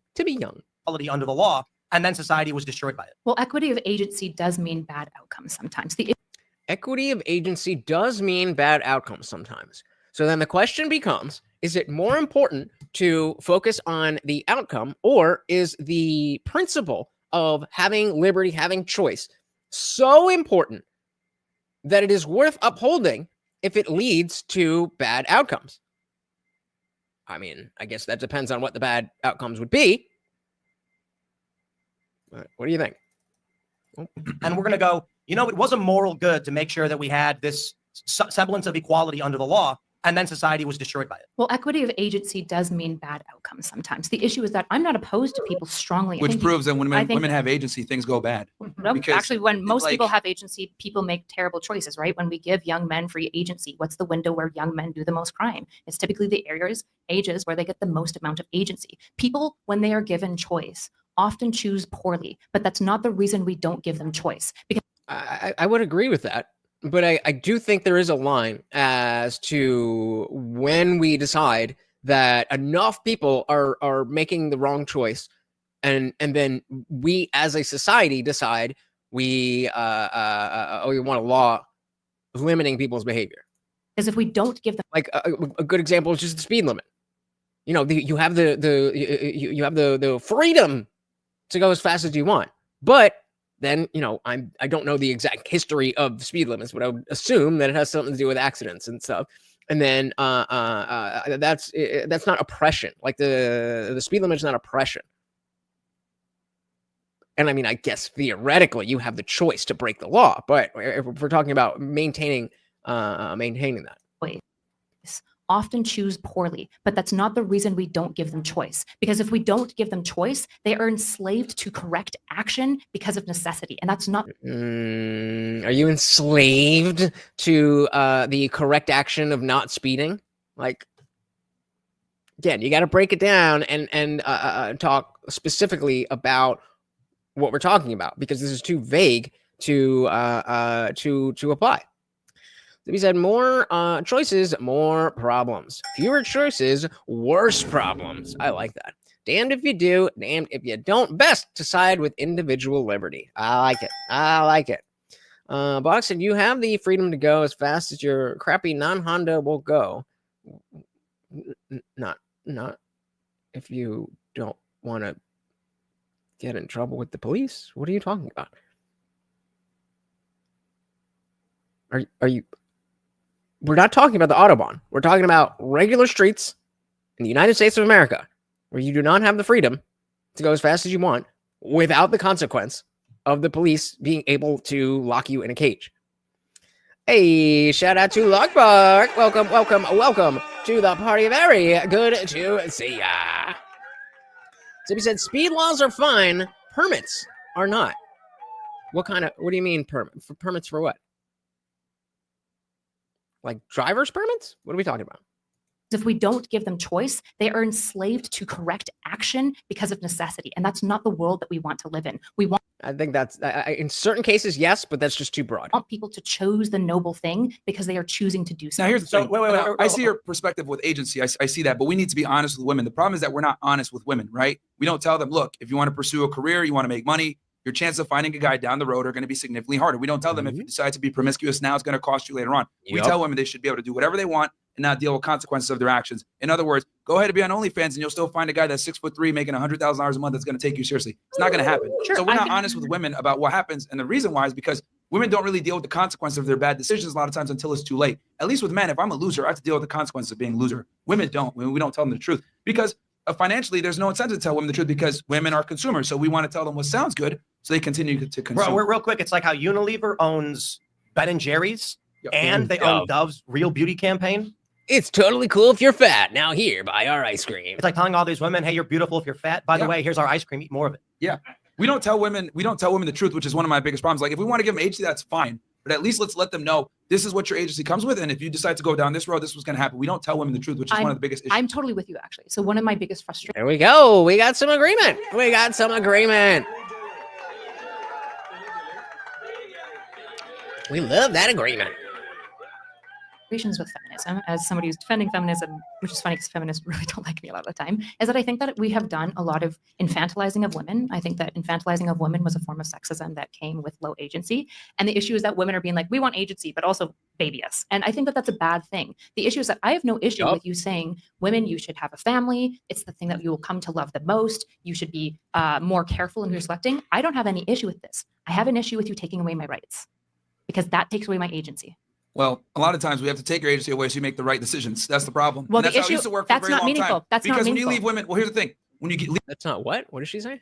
The right rights. Because that takes away my agency. Well, a lot of times we have to take your agency away so you make the right decisions. That's the problem. Well, and that's the how it issue, used to work for a that's very not long meaningful. time. That's not Because when meaningful. That's not meaningful. Okay. you leave women, well, here's the thing. When you leave women to their own devices, they make really bad decisions. When you right? leave men Look to at their the own divorce devices, rates, they look at make the marriage bad rates. Look at the way society is now, where the nuclear family is crumbling. When you give women their own decisions, they make really bad decisions. That's why the father. Yeah, but I gotta go with her. And they, like our jails, our prisons are filled with men. Like I'm not, I'm not trying to be like you go girl, but like we gotta call it as it is. What are we talking about? What the fuck are we talking about? Father was so important because we would keep our daughters off the short poles and our sons out of jail. At least. So Zippy said, speed laws are fine, permits are not. Driver permits are bad. The state charges people to allow any fool to drive. Mandatory insurance is also bad. I disagree with that. You ever been if you ever had anybody hit you, you'd be very glad that they have insurance. At least with men, however, when we do dumb shit, we deal with consequences. With How many women, men are addicted to porn? They don't deal with consequences. How many men are addicted to porn? Here's the thing, though. They're addicted to porn because. Yep. And Logbog said, it seems like some feminist perspectives are not being effectively communicated, leading to confusion and misinterpretation. I completely agree. And I think that the anti-feminist rhetoric is, because of Myron, happening in that same way. That it's being like, again, he is here not to have this discussion, not to try to understand anybody, not to even change anybody's mind. He's here so that when he goes back to his own show, people will pay him for staying and being strong. So it's going both ways, and I would argue that the women are on this panel are better communicators than Myron is. I'm gonna say anything else. Very true. Very, very true. Mandatory insurance raised rates and made it harder to get insurance. I mean, again, this is a whole other discussion, but I am glad that I don't have to worry that people who might hit me won't have insurance. Men are addicted to porn. They don't deal with consequences. How many men are addicted to porn? Here's the thing, though. They're addicted to porn because you're right. But again, they deal with consequences for being fucking losers. Women don't. That's my point. Women do, What does that because they mean? turn. Okay. You already wait. Hold on. Of course they do. You already said that if they go on and they have all this career and stuff, they're going to be less likely to find a man. That is the consequence of their choice. But they don't that find you're out till talking it's about. too late. Is my point. The issue is that most And we men don't who are tell them addicted to this. porn don't discover how much it's fucking up their sex lives until they Their actually dicks get a can't come girlfriend up, and they yeah. can't inside their girlfriend. That's the issue with porn addiction. Sure. So wait, hold on. Myron, do you want to ban porn? Do I? Man, it has a lot of. Dude, I'm very close to. Yeah, He I wants a think. nanny state, guys. I think it needs to be regulated in a way. I think we need to regulate it. Do you want to ban porn? I think it's a No. problem. No. You don't. But what about all those problems? you just Answer the question, Again, bro. We all understand that there's an issue with well, I mean, they already said it much times, but we already understand there's an issue there. The question is, do you think it should be banned? Not, is there a problem? He is so feminine. You are such a little fucking beta bitch. Do you want to ban porn? I think it's No. a problem. No. You don't. But what about all those problems you just named? Again, I don't want to ban drugs, even though drugs cause addiction a lot of time. I So, want okay. people to make choices, and I want there to be off ramps for bad choices as much as possible. But at the end of the day, I want people to make a noble choice. If I sit my kid down, hold on, I sit my kid down and I say carrots or broccoli, and they choose carrots. I'm not going to be like, wow, my kid's picking healthy food. No, they were forced to the correct action by necessity. I don't want that. What if you had ice cream today? What if you said broccoli, carrots, ice cream? What are they going to Now they have agency. No, that answer. Quality said mandatory insurance is a stupid idea. If someone fucks up your car, a loan to repair the damage should be mandated after something bad is done, not before. And then when they drive away and they don't have insurance, how do you rectify that? The reason that most people don't hit and run is because of the fact that they are tied to, that it's not going to help. But if you don't have insurance, what reason do you have to stay at the scene of an accident? I'm not saying it's good that I'm not saying yay insurance in general. I'm saying based on the system that we have, insurance is better. Somebody hitting me that has insurance is better than somebody who hits me who doesn't have insurance.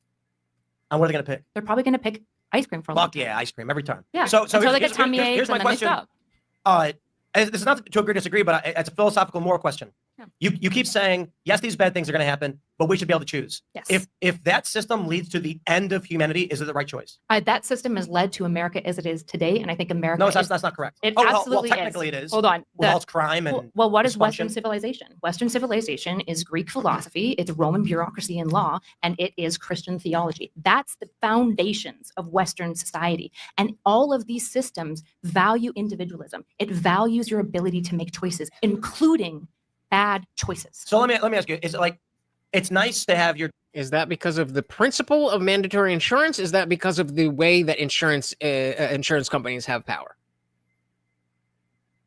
Door open on a nice, cool summer night. Sure. It feels good. And then at 3 a.m, one day a guy breaks into your house. Yes, you can mention that there are good systems that lead to comfortability and success, but eventually those can create security problems for your society, which creates the ebb and flow of security states. Exactly. But the problems are going to get. Lagbart said, imposing too many bans can set a dangerous precedent, potentially resulting in the erosion of individual freedoms and the suppression of dissenting voices, which is a hallmark of oppressive regimes. Absolutely. And that is why it's so important that we understand where that line is so that we can have a flourishing society without going into an oppressive regime. So bad that more Myrons are going to start emerging because they're going to say, crime is way too high. Women keep voting for Democrats overwhelmingly. And whether the reason is that women vote for Democrats, that's what they identify. And then it's going to lead to some kind of social disorder and then an authoritarian shift. Sure. So there's this. Kamala would be president right now if we had to rely on female votes. She would Probably be president right now. Yeah. So that's bad. It'd be a Democrat supermajority across the country. So there's this concept, I wish I could remember what it's called, but it's this idea how essentially sometimes the social advocacy itself prevents the bad thing from happening. So let me give an example. You guys are familiar with Jordan Peterson, Bill C-16. He was super worried about, are you guys familiar with this? So I don't have to summarize it. Shout out to JBB. Well, I said, I feel like house insurance is a pyramid scheme. It needs to be regulated more. Maybe so that is an area where I don't want to go on a whole diatribe about insurance, but those are different. I agree with you. They're different things. They're different things. 16. He was super worried about. Are you guys familiar with this? So I don't have to summarize it. You guys are familiar with this? Great. Okay. Yeah, he lost that, didn't he? He did. But one of his arguments for why he was doing it is he was saying this might lead to some sort of authoritarian control on free speech. And a whole bunch of people, especially on my side, were like, you're so stupid. The issue is that it is very likely that his advocacy against C-16 is part of what informed Congress's interpretation of that bill to make it less authoritarian. I don't have an issue with you guys saying women should be more cautious. Women aren't being very smart. I don't have an issue with that. That's free speech. And that is some of the things that will probably offset the degradation of society that you're maybe worried about if I agree with your worldview. What I care about is taking away rights. That's it. That's my hard line. Don't take away the rights. Once again, based. Let me answer the question. If the system you have described leads to the end of humanity, was it a good system? I would have to believe you that the American project will lead to the end of society. I just don't think it will. The question is, let's try this again. Sure. The hypothetical is that it does lead to the end of civilization. If it does, we are saying in this hypothetical that it does lead to the end of civilization. Does that mean it's or does that mean it is or is not a good system? American project will lead to the end of society. I just don't think it will. The question is, let's try this again. Sure. If a system of open and free choice would ultimately lead to the end of civilization, human death and extinction, is it a good system? Nope. but I don't think that that's the system that we have. So at what point in the current trends would it get bad enough for you to believe we are on track for civilizational collapse? Mutilating children. Could it be like fertility at 0.3 or 0.6? No. Well, remember, as Andrew Wilson says, there are no rights, there's just force. No, that's tough because the fertility issue is way less about feminism and way more about our terrible food and our agriculture. I disagree. Like you guys just talked about E and testosterone. Like that's really bad for fertility. Well, they do say that actually, I was saying that earlier, but the microplastics, men are to blame for the fertility issue. They are. By all means, we can mention that guys have gotten weaker and whinier, whatever you want to say. But the reality is, I won't make any excuses for it. I didn't have a family in my 20s. I just had a kid for the first time. Congratulations. Where was my generation? That's why I agreed with him and told him it was a bad prompt to bring to a debate with atheists because I'm not a leftist. Men and women to be like, it is a social imperative to have a family now. Sort it out. For all the young guys, men were told sexual liberation. You don't need to have a family. Who cares? Birth control and abortions in every major city. Mm-hmm. And now Gen Alpha. I don't think people realize how insane it is that the upcoming generation that are 15 years old at their oldest, there's only 40 million already. And actually, I'm a big fan of this part. Universities are shutting down. 18 years on from the financial collapse in 07, 08, people my age didn't have any kids. I don't have any kids. There are no 18-year-olds to go to university or to start jobs. And so companies are struggling to hire. Universities are shutting down. And this is just the beginning of fertility collapse. Now, if we had a society that told men, and I'm saying even with choice, they said to men, guys, you should strive to be the best, the strongest, the boss. Women, choose what you want, but social pressure is be a mom, have a family, help society continue. If that was the route we went and we still had social pressures on having kids, we wouldn't be in this fertility crisis. I actually just agree with you. The issue is that I think the way for the government to manage it isn't to take away women's right to vote. It would be things like child tax credits. Didn't the BBB actually include a really big child tax credit? BBB. One of the reasons why people don't have kids in a lot of high income areas is because of wealth disparity. I mean, it's $45,000 to give birth. The principal reason is always cultural. I agree. Right. And so we live in a society that needs to be saying, what do you mean you don't have kids? That's crazy. Instead, we live in a society where it's don't have kids. It's bad for the environment. Sure. And we kind of hate kids, right? There's a lot of families that move. It's just the argument would be to bring up the Jews, Israel. Bring them up. This is my favorite topic. Yeah, one of your favorite topics. But it's just to use a good example of a high income country that actually has a really strong cultural value on family. They have a fuckload of kids. Those people, they're all having lots and lots of kids and they're meeting the replacement level. And so I'm not opposed. I agree with you. The idea that we told a bunch of young people, hey, remember how much the boomers sucked? You shouldn't have kids. Your life will be better. It turns out when everyone's dead and dying, everyone says the same thing. They wish they had more family connections and they wish they spent more time with them. Yep. Like I said, most men want a family, but when you combine hypergamy with the state being on women's side, so many guys use a simple saying: when the game is rigged, the only move is not to play. That's me. Not playing this fucked up game. Dead and dying.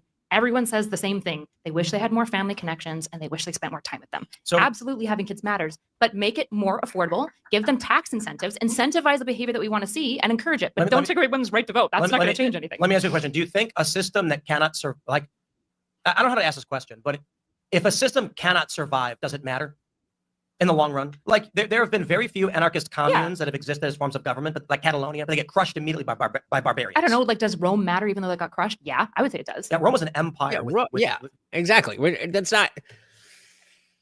He said if it doesn't flourish, and he mentioned communist little alcoves within another country. So is America. Indeed. So I'm talking about anarchist systems that they don't function. They don't work. It's this idea. It emerges and immediately gets crushed. Yes. The point I'm making is nation states. Right now, there is I will point out the humor of the personal on stage and that Myron doesn't have any kids. Right. And Kat does. And so Myron loses that genetic debate. I'm waiting. But aren't we all? The end result of this I got time unlike you guys. But so the end. That's what everyone's saying. Yeah. Let me finish this point. The end result is that liberals with these feminist sensibilities are less likely to have kids, more likely to abort, and shockingly more likely to surgically amputate the genitals of their children than conservatives who are less feminist and more traditional. Mm-hmm. You can do whatever the fuck you want on TV as long as that fertility trend continues, and it is happening. There's going to be a collapse of the feminist ideology. and conservatives will take over in 50 to 60 years because there are no liberals being born. I on paper, that sounds like an inevitability, but the way that politics works, like the idea that in 50, 60 years, we will have the same left-right dynamic that we do now seems kind of naive. So yes, there's going to most of the children are coming from families that are conservative as of 2025. But in 50 years from now, depending on what happens, yes, I agree that there's going to be a whatchamacallit, like a shift, or not a shift, but the scales will be weighted on what conservative and liberal mean now. But we're already seeing how that framework doesn't work within our lifetimes. So to think in 50, 60 years it's going to be, oh yeah, we're still fucking fighting about this stuff. I don't think so. I think I did too, but I don't want to take a whole side quest on Progressive Insurance or anybody else. Shout out to Flo, but maybe we'll leave that for the after party. Arrow said I was an au pair. Au pair. If you know what that is, put it in the chat. I was an au pair for years and helped grow my nieces. It was more than I would have been capable of. I hear you. I mean, I think at the end of the day, most normal people, if you're thrown into that situation, then you'd figure it out. But I definitely feel you. But yeah, this idea that, in 50, 60 years, it's just going to be all Trump fans. It's like, probably not. Ideology. And conservatives will take over in 50 to 60 years because there are no liberals being born. But the issue. Claudia said, well done, Box. Best wishes to your children. And then, a paradigm shift. I mean, we're already seeing that the paradigms are shifting. And that's why I don't think even though the point that he's making is there's going to be more children who've had a 2025 conservative upbringing in 50, 60 years. But were you all from a family that had the political ideology that you personally have today? Some of you. But it doesn't work like that. Is that typically conservatives' children go to school and then they're like, wait. And universities are shutting down. Sure. But are we really saying that universities are shutting down? Are we really trying to say that the idea of higher education is going to go away? This is the kind of stuff that it's like, Tim, do you really believe this? Or are you just saying it because it sounds good to your audience? Typically conservatives' children go to school and then they're like, wait. And universities are shutting down. Sure. And Trump is gutting the Department of Education. Conservatives are winning this battle. And I want to stress this. Tim, but aren't liberals sluttier though? Aren't they going to get pregnant? But I want to stress this one point. I was talking to Kyla before the show. On the culture war, we may not have abject victory, but South Park has made fun of Donald Trump. Now, why? Is it because he's friends with Epstein? No. Is it because his tariff policy is bad? No. It's because he's gay and they called him a When South Park says to mainstream liberals, Trump is bad and it's because he's gay, and that's what they're making fun of. That's a cultural shift so far to the right. It is shocking in a short period of time. I mean, you mean instead of what? I think that he means that they're making fun of him for being gay and having a small penis because they don't have anything else to go on. I think that's what he's saying, but I don't really, that didn't really land. I don't know exactly what he's talking about. Monk said, I still to this day do not know who my dad voted for. There was no talk of money, politics, or religion when I grew up. I was tabula rasa at like 22. And so I don't necessarily think that that is ideal either. I do think that there should be discussions of what your values are and things like that. Obviously we don't want to burden children with, adult ideas, but you introduce it to them slowly. So I think it's a good thing that if you have these beliefs, that you should want to spread your beliefs to your children. That doesn't mean you should indoctrinate them. You have to think exactly what I think, like the Christians do. But I mean, I guess the wokies are doing that now too. But it should be introduced, in my personal humble opinion, with no children. Arrow said, then there's a whole pushing an alien the size of a watermelon through the equivalent of my sinuses. No, thank you. All right, fair enough. Agreed. And that is why, I still am a fan, but I had to cut my membership. This is weak shit. Not to mention he's been saying this for like a year now, and he's not gotten any justification, and I don't know. It's just weak. That's a cultural shift so far to the right. It is shocking in a short period of time. I mean, I would just argue it's a shift towards the center. Like most libertarians, Sure, and most, like, as an edgy liberal, I've always been for like free speech and language. I don't care if you call people like the and Gen Z guys are shifting rightward. Gen Z is the first generation in 100 years to begin shifting rightward. Yep. And I think a large reason, not the only reason, is fertility rates, which we saw in the 2000s among liberals at about 1.43 and conservatives 2.01, meaning in 18 years, there will be 20 or so % more conservatives than liberals based on who their parents teaching them. Based on what conservative and liberal mean today. Think about what conservative and liberal meant 20 years ago. Exactly. Quality said the logic does not work. Catholics have been around for thousands of years. They have lots of kids. Why haven't they taken over the world? Because it doesn't work that way. And a lot of children who were brought up in Catholicism leave Catholicism because it doesn't fucking make any sense. Gonzaga said, I don't plan on talking to my kids about politics. I do plan on talking to them about our beliefs and values, Aristotelian or otherwise. There you go. Dilly.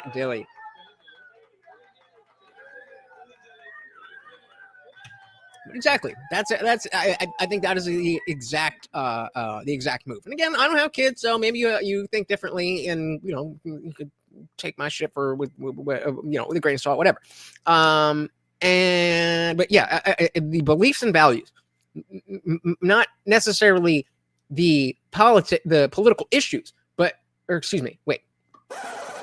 the political policies, but the issues that life has a meaning. Life begins at conception. If you are going to, you don't even have to go into the details of what abortion is, but if you lay the foundation that as soon as a mommy and a daddy decide to have a kid, then as soon as she gets pregnant, that baby is a real person. That doesn't,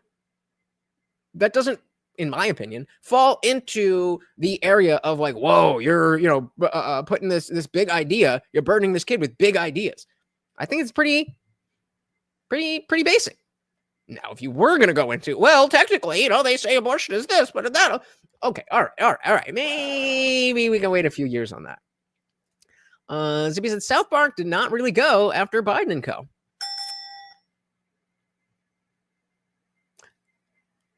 I'm wondering how much, because it's not like there wasn't plenty of ammo. Why do you think that is? Why do you think that South Park didn't really go after Biden and them? They definitely went after wokeness. They definitely went after a lot of aspects of the left, but not really Biden. Lockhart said, my brother and I were discussing yesterday how politics seem to have taken over our community, which used to be small and tight-knit, but now feels overwhelming and everybody being so invested. Well, that's because ever since lockdown, nobody has anything else to do except go online and watch amazing shows like this and talk about politics. And then, you have the explosion of wokeness encroaching on things that weren't political things before. Watching football used to not be a political thing, and then Black Lives Matter and Colin Kaepernick and all this shit, and so it made it impossible to avoid. And of course, because people don't really care, then you have a lot of people who know tangentially what's going on and have very strong opinions, but don't actually know what the fuck they're talking about. So yeah, brother is right. Shout out to Dylan Sue. Welcome to the party. Very good to see ya. And so they probably skip Biden because it's low-hanging fruit, even to them. That's kind of what I was thinking. I wonder if you guys had anything different. Equality said, tiny person is still a person. Yes, I am still a person. Oh, you meant the baby. Gotcha. All right, before we dive back in, Arrow said, I was involved in politics, therefore I campaigned for McGovern and Eagleson when I was young, which amounted to bothering people who hadn't voted yet. That's politics, baby. That's politics. All right. So Tim is saying that in 50 years, because Trump voters are having kids, that everybody's going to be a Trump voter. Yeah, but that's assuming that these people like don't over time like shift back leftwards, right? And I think, so if I could just respond a little bit. We know the pendulum swings. I want to address that. Sorry for talking so much, but I do want to address that point because you mentioned it already about the universities. Sure. That's why I brought up South Park. The cultural shift is pronounced.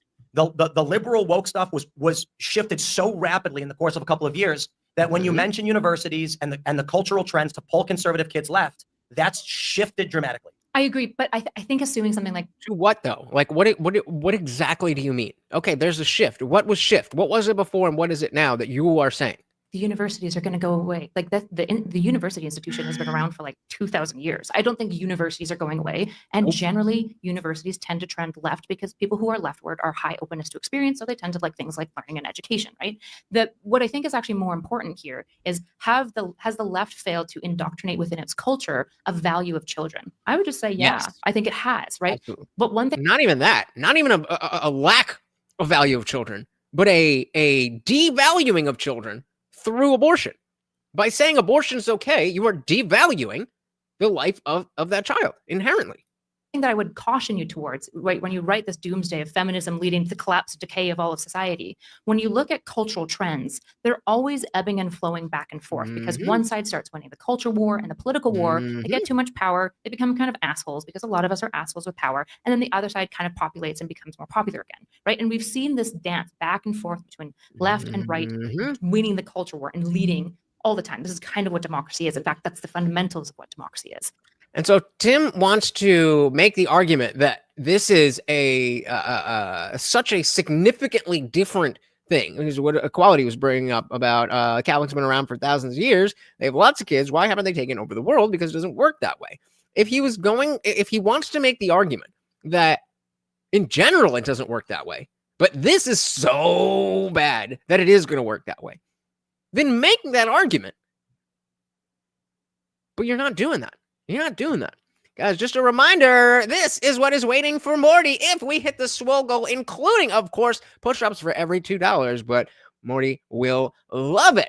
Please hook him up. 99 cents counts.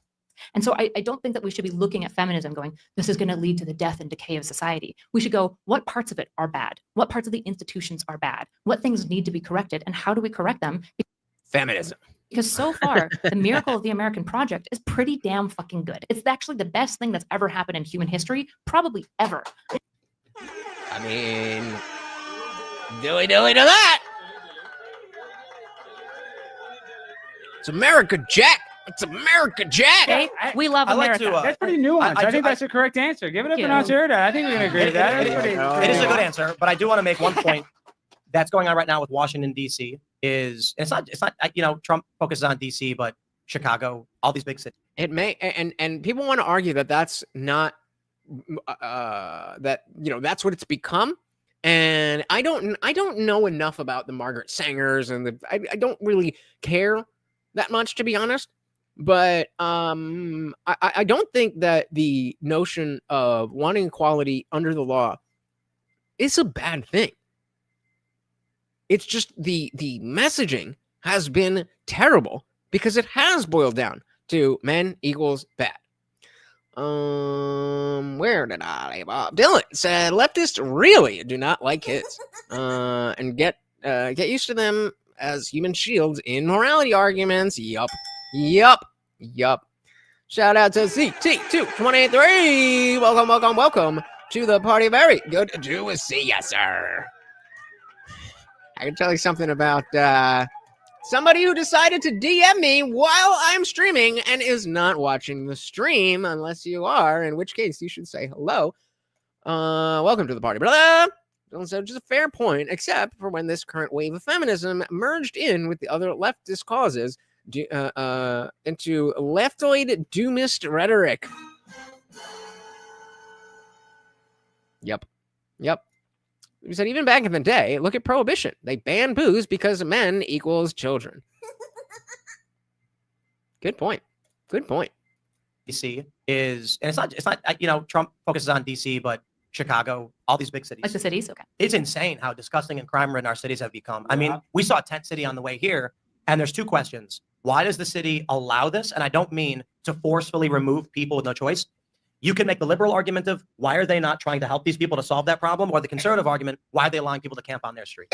But and we got to get to people. And one thing we didn't talk about, but one point I wanted to make earlier, the aspect of trans people taking over women's space, because you don't think that trans women are a threat to actual femininity. Absolutely. Or what, I mean, I'm not like for a them. trans person going into a woman's restroom, like, isn't that I'm just for co-ed feminism? restrooms, because if you've ever seen like men's bathrooms versus if you've ever travel, get a passport. I promise. In Europe, they have oftentimes co-ed bathrooms, and one of the best things about like nightclubs. No, like on like public streets, like all through like Venice and stuff. I remember. Yeah, but those are like single things that you have to pay to get in, and it's a single bathroom. We're going to co-ed bathrooms in the UK, like in France, it was like totally. This is, I mean, I have not traveled that much outside of the country, but I have been to Europe. I've been to not Italy, England. Did I go to Italy? France? I don't know. I did when I was a teenager. My brother, when he graduated college, he wanted a trip to Europe for the family, so we went. And it sounds like she's talking about like a single-use bathroom, like the kind you would find in your home, that has a lock on it. So it's co-ed in the sense that either sex can use it, but it's a single bathroom. So there's only one person in there at a time. And again, if I'm not super familiar with the bathroom usage. I was like 15 when I went to Europe. So take that with a grain of salt. But just saying. Where we at? CT said, I think most men are for women's rights. We crack jokes, but if I have a daughter, I want her to have rights. Feminists just hate men now, which is sad. Yep.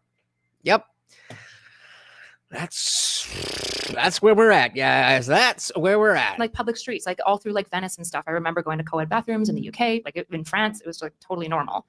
Surprise. France. Yes, in France. And one thing that I would actually point out here is if you've ever seen the lines between like the male bathroom and the woman bathroom, it would be great if we were sharing the same space, okay? We're having to get rid of the bathroom way fucking fast. I'm very passionate about this. Sometimes the woman's bathroom is fucking disgusting because always, if you've ever worked in a place where there's a men's room and there's a woman's room, it is always disgusting in the women's room. I don't know if y'all women actually understand how clean the average male public bathroom is. Maybe not at like some shady gas station or something, but I'm talking about working at like restaurants and clean places. You go in there, it's like, yo, what the fuck are you ladies doing here?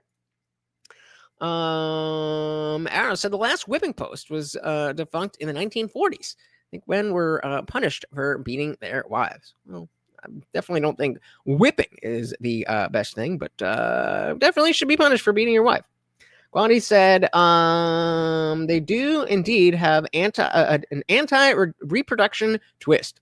An old family raised Catholic, and of the 7 children, only 1 is a practicing Catholic. Yup. It just doesn't work that way. It just doesn't. It's not a straight line of, oh, my parents are Republican. My parents are Christian. So therefore, I am as well. It just don't work that way. CT says Starbucks has 2 bathrooms. It used to be 1 male, 1 female. They just switched the signs to be co-ed, but they're still the same individual bathrooms. I'm pretty sure. You can fact check me, but I'm pretty sure that's what NotSoErudite is talking about.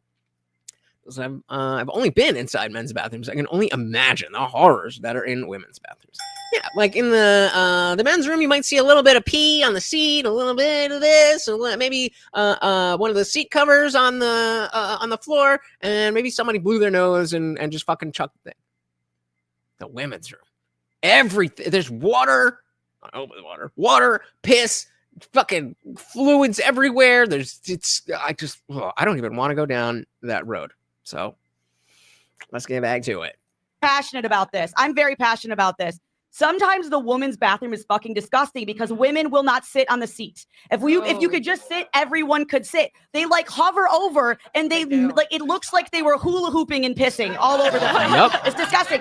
Yep. It could just be. These guys really want you to know how dirty their bathrooms are. Yeah, no, I'm sure they are, but you'd be if we could just sit, then we could all sit. See, men are better at everything, even bathrooms. We could all We're better sit. at everything, even bathrooms. They can't even pee correctly. Well, I didn't say that. It's crazy. You guys see this? There's a very funny Prove my story. point. Real quick, we're gonna go to the audience, but there's a really funny story where this woman was an Antarctic researcher complaining about sexism because she couldn't stand up and piss in Antarctica, and so she was insisting that the U.S. spend research the research grant money on building outhouses in the middle of Antarctica because it was sexist that men could unzip and release, and she couldn't. I mean, do we need tax money for that? But probably not. But I mean, I kind of feel for her. And she didn't think she didn't want to use one of those funnels. They have the funnel, yeah. I know. Anyway, if they had the funnel, then bitch, just stop complaining. My mom used one for years. We're not All right. spending money on Well, the penis tech is a good tech, I will say. That shit of spraying around, that's pretty cool. All right, guys, this has been a good debate so far. Here, right? Yeah, I got the list right here. Okay, guys, so what we're going to do is All right, so you guys know the drill when they're calling people up. We are going to keep the party raging. We are, guys, coming up on that 2-hour mark. So if you would like to keep the party raging, you know how to do it. go first on. Come on down. Ava response. All right, Ava, you got 1 minute.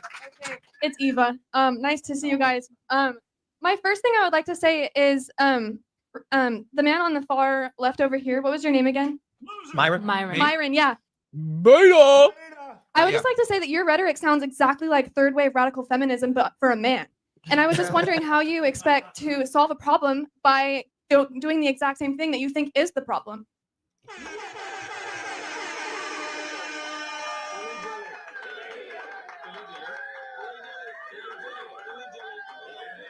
Shout out to Ava or whatever the fuck her name was. Whatever the fuck her name is, she ain't wrong. Myron is a feminist. And so if we are not, not a feminist, but I mean, in the same way that we've learned that now wokeness goes both ways. You can be on the woke left or the woke right. I think you can be a male feminist. Well, there's already that, but we need the terminology. What is the terminology of being the exact same thing as a feminist, but for men? That's fresh and fit. Well, because when men have monopoly of power, good things happen. Women have it. Society crumbles. They make money. That's why. They make money. That's why. Come on up, Ava. That's good. Because when men have monopoly of power, good things happen. Women have it. Society crumbles. Come on up, Ava. That's good. She's smart. No, the other way. Just come this way. No, this way. There you go. I like the way this is she, spicy. Yeah, yeah, making fun of Myron. Ooh, Eva, Myron. give it up, Eva. All right, Ava. Like from Wall. Hello. Yeah, How are you? Is it It's Eva Eva, I fucked or up. Igua? Eva. Eva, okay. So explain why Myron was wrong again. Eva, I barely even know her. She said I'm radical, basically. Well, I just think that your rhetoric is exactly the same thing that you hate. Okay. And I was wondering, Maybe Meninist, because MGTOW is its own. It's not really. I mean, there is a lot of that same mirrored feminism in MGTOW, but I just mean like, I don't know. I'll have to work on the question because I don't know how to articulate it better. But in the same way, we realize that the woke right isn't having the same positions as the woke left. It's just thinking in the same way and ending up at different positions, but it's a mentality. And so if feminism is a mentality, then maybe he's a feminist. I said it's over for Fresh and Fit. They're losers. CD said, who's Myron's other podcast host? Didn't he do some sketchy shit with a baby mama? Yep. So let's go back to our little side quest. Let's go back and watch a little bit more of the side quest here. We found out that not only does Mr. Myron, who's the greatest of all time at everything, he eventually found a girl, but he couldn't even keep her. Where was it? No, history. That's what I'm looking for. Boo-doo-doo-beep, boo-doo-doo-beep. Oh, that. Shout out to Tree. Shout out to Tree. Mars, since you're Wait. So this is that girl. This is that girl talking to Tree of Logic, who is balls deep in the Fresh and Fit drama. Gets money from tricks twice a day. You didn't see that one coming. You didn't see that one coming. They don't have sex? They don't have sex, and she told me Myron just prefer to be with other women. Or So this is the girl. This is the fucking, what do you call it? The escort that the other guy was hooking up with. And then she comes and throws Myron under the bus, saying he's paying this bitch's bills, and he ain't even getting a hit. they don't have sex, and she told me Myron just prefer to be with other women. You mean other men? Shout out to Tree. Shout out to Tree. Myron, since you said you're transparent, are you circumcised or uncircumcised? And you expose this motherfucker. Rebel niggas is gay. Rebel niggas is the gays, bro. They paying $5 Yeah, right. Why are you, what? bucks to find out like what his dick look like. Bro, hey yo, why you act like you ain't show me yours? What are you doing?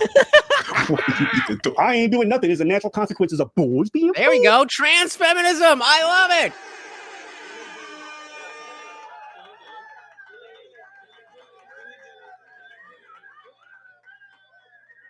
Shout out to Zippy. There you go. Trans feminism. Trans feminism. Guamtech, we tried it with the wokies to put trans in there, trans conservatives, and it didn't work. But they are trans feminists. I love it. Blackbird says this is no different than being labeled an anti-Semite for not supporting Israel. Yep. Oh, it is strange. It is strange. And yeah, so the chick that we just saw, that was her. boys. You didn't show me on purpose. Boys being boys. I ain't doing nothing. It's the natural consequences of boys being boys. You didn't show me on purpose. I had to catch a booty queef, and then I got to see the goods. So I could go, hey, booty queef. Booty queef. Yeah. Like, my girl don't talk back to me. Like, this whole like situation, all the, like argue. There's no arguments. This is how it is. She packs my condoms when I travel. That's how real it is. Yeah. But right before she packs her bags and gets the fuck out of Dodge. Yeah, and here's the thing. No. She lives a great life, and she's a beautiful girl. She's hotter than other girls here. And you ain't even hitting. You giving her a great life, and you ain't even hitting. The guy that checks off all the boxes. You got to pay the price for that man checking all those boxes. He didn't check all those boxes off to just fuck you. She packs my condoms when I travel. That's how real it is. I do what the fuck I want to do. She's loyal to me. It's monogamous on her end, open on my end. You know where she's at right now? She's hanging out with my parents up in Connecticut. She's with her daddy already. Can you say it in Spanish, papi? Can you say it in Italian? Papa. Hey. The only word in Italian I know is pizza pasta. And she's smart. DiGiorno.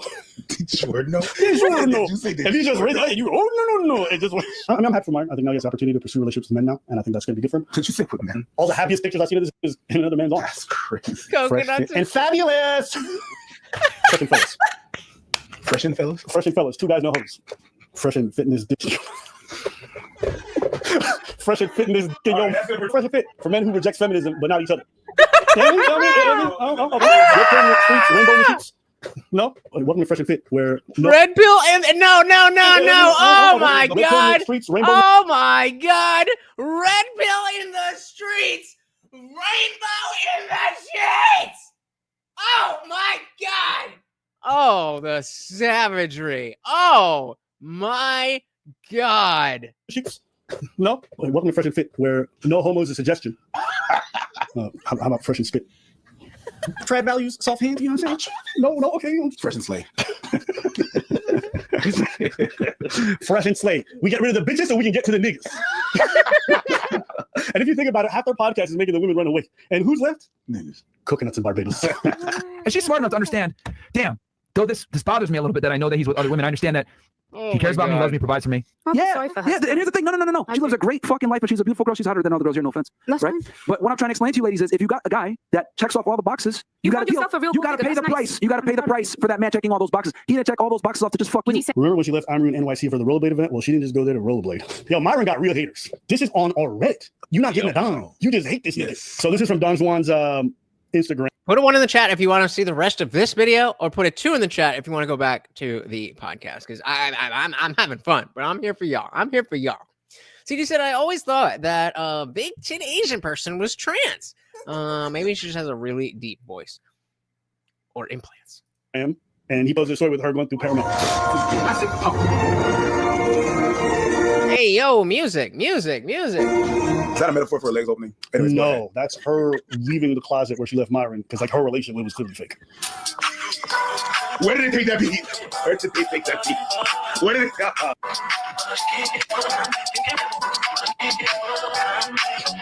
That's all Myron's girl. You can see a pattern here. Pattern start. Let's try that again. You can already start to see a pattern here. They're constantly in each other's ass. They always sit next to each other. For dinner, they have a shared hobby, etc. They're together a lot. Meanwhile, Amru, I think that's Myron's real name, is sitting at home streaming and raging at women on Twitter all day long. All right, let's do a little bit more of this before we dive back. That's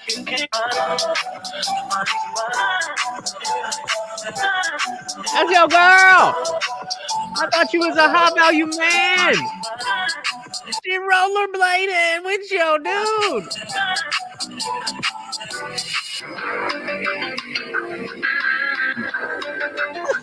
It's like, oh, you guys, you need to watch what she does. No girls' nights, no club. I tell you, don't go to the fucking club. You want to go to the club anyway and be a whore? I tell you not to fucking hang out with your ass friends. You hang out with them anyway. You need to delete your social media. She doesn't. Men and women are not the same. When women get pretty for a reason, that in itself is cheating. Actually, you know, it's funny. Andrew's gonna write and do whatever I want. She stays inside. Lie detector determined that was a lie. You're my girl. You're not putting your fucking body on the internet. And we're together. That was a lie. She's your girl now. And she still puts photos of like that of herself on the internet and is being provocative. When she's in a relationship with you, that's fucking disrespectful. She's single. Again! You fucking idiot! I think this is all. All right, let's hear a little bit of what Abba says, and we'll hop back in. Healthy to see unfold, because you can just realize like anyone can get online and preach whatever they want. But why you look at me like I don't know because you said preach? I think maybe. But can you put any of it in practice? And you realize like all this advice that they've been building, they can't. Him telling women, oh, you can't go to clubs. These girls going to the club. You know what?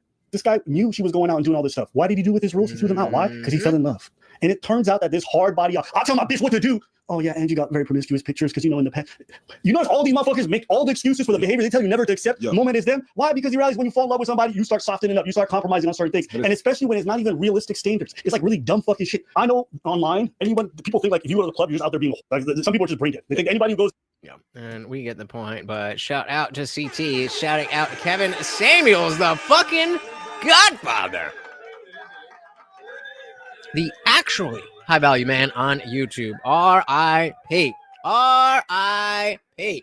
Okay. All right. Let's dive back in here, guys. Also, don't forget. Morty is gonna get that peanut butter. We are past that 2.5 hour mark, so let's keep the party raging. How you think that's going to solve the problem? If women hating men is what has caused this problem in the first place, how is men hating women going to fix it? Yeah, so it's not us hating you guys. It's just us realizing that you guys are not equal to us, and we have to be the custodians of women. We have to protect and provide for you guys. I'm actually very big into a traditional relationship where the man is the leader, protects and provides for his woman, and all she has to worry about is making sandwiches and taking care of the kids. And I think that's how society's. Well, there's another sandwich joke. Where does he get his inspiration? For a long time. So it's actually the contrary. I think men need to protect women from themselves a lot of the times, because I don't think women in positions of power leads to a great society.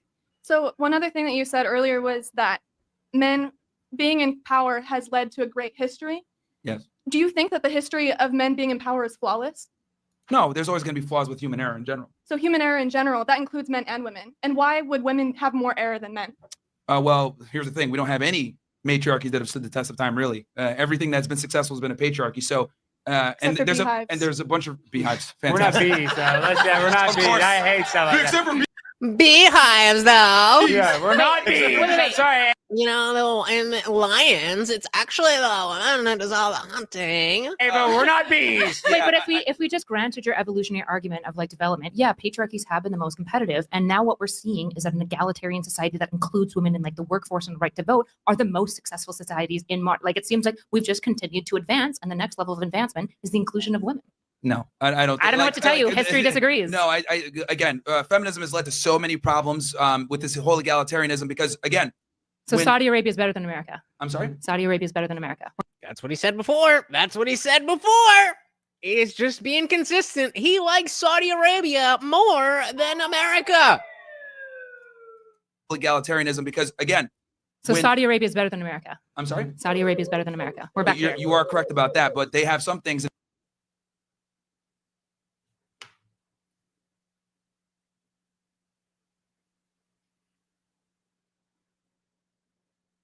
Saudi Arabia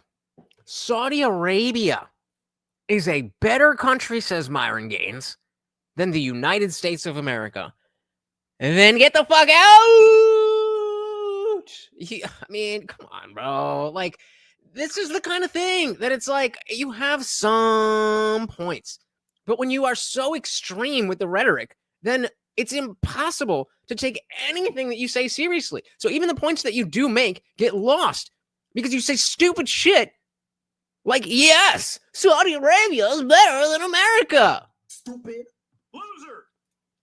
CD said he misinterprets women being lesser. I agree. Men should work hard, but women should raise the kids while at work, but that shouldn't be diminished. A good mother is 1 in 100. Great.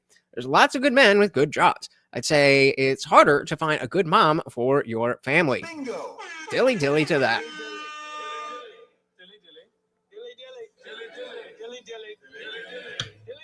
Yep, and exactly. I was saying I didn't know they were still a thing. I pity the fool still forking over their cash, and they are getting cash. Let's not get it twisted. They are getting cash from these simp ass losers. It's one thing. Okay. Let's talk about simping. Simping is bad. Okay, simping we can generally define as giving attention to someone in the effort or in the attempt to get them to reciprocate, when probably not going to happen. Usually we talk about men simping for women in the sense of, oh, you're so pretty, you're so great, let me buy you this, let me do that for you, without getting anything in return. Do not simp. Simping is bad. But if you're gonna simp, at least simp for somebody that you want to fuck. Don't simp for a man. What is the end goal there? Why are you simping for men?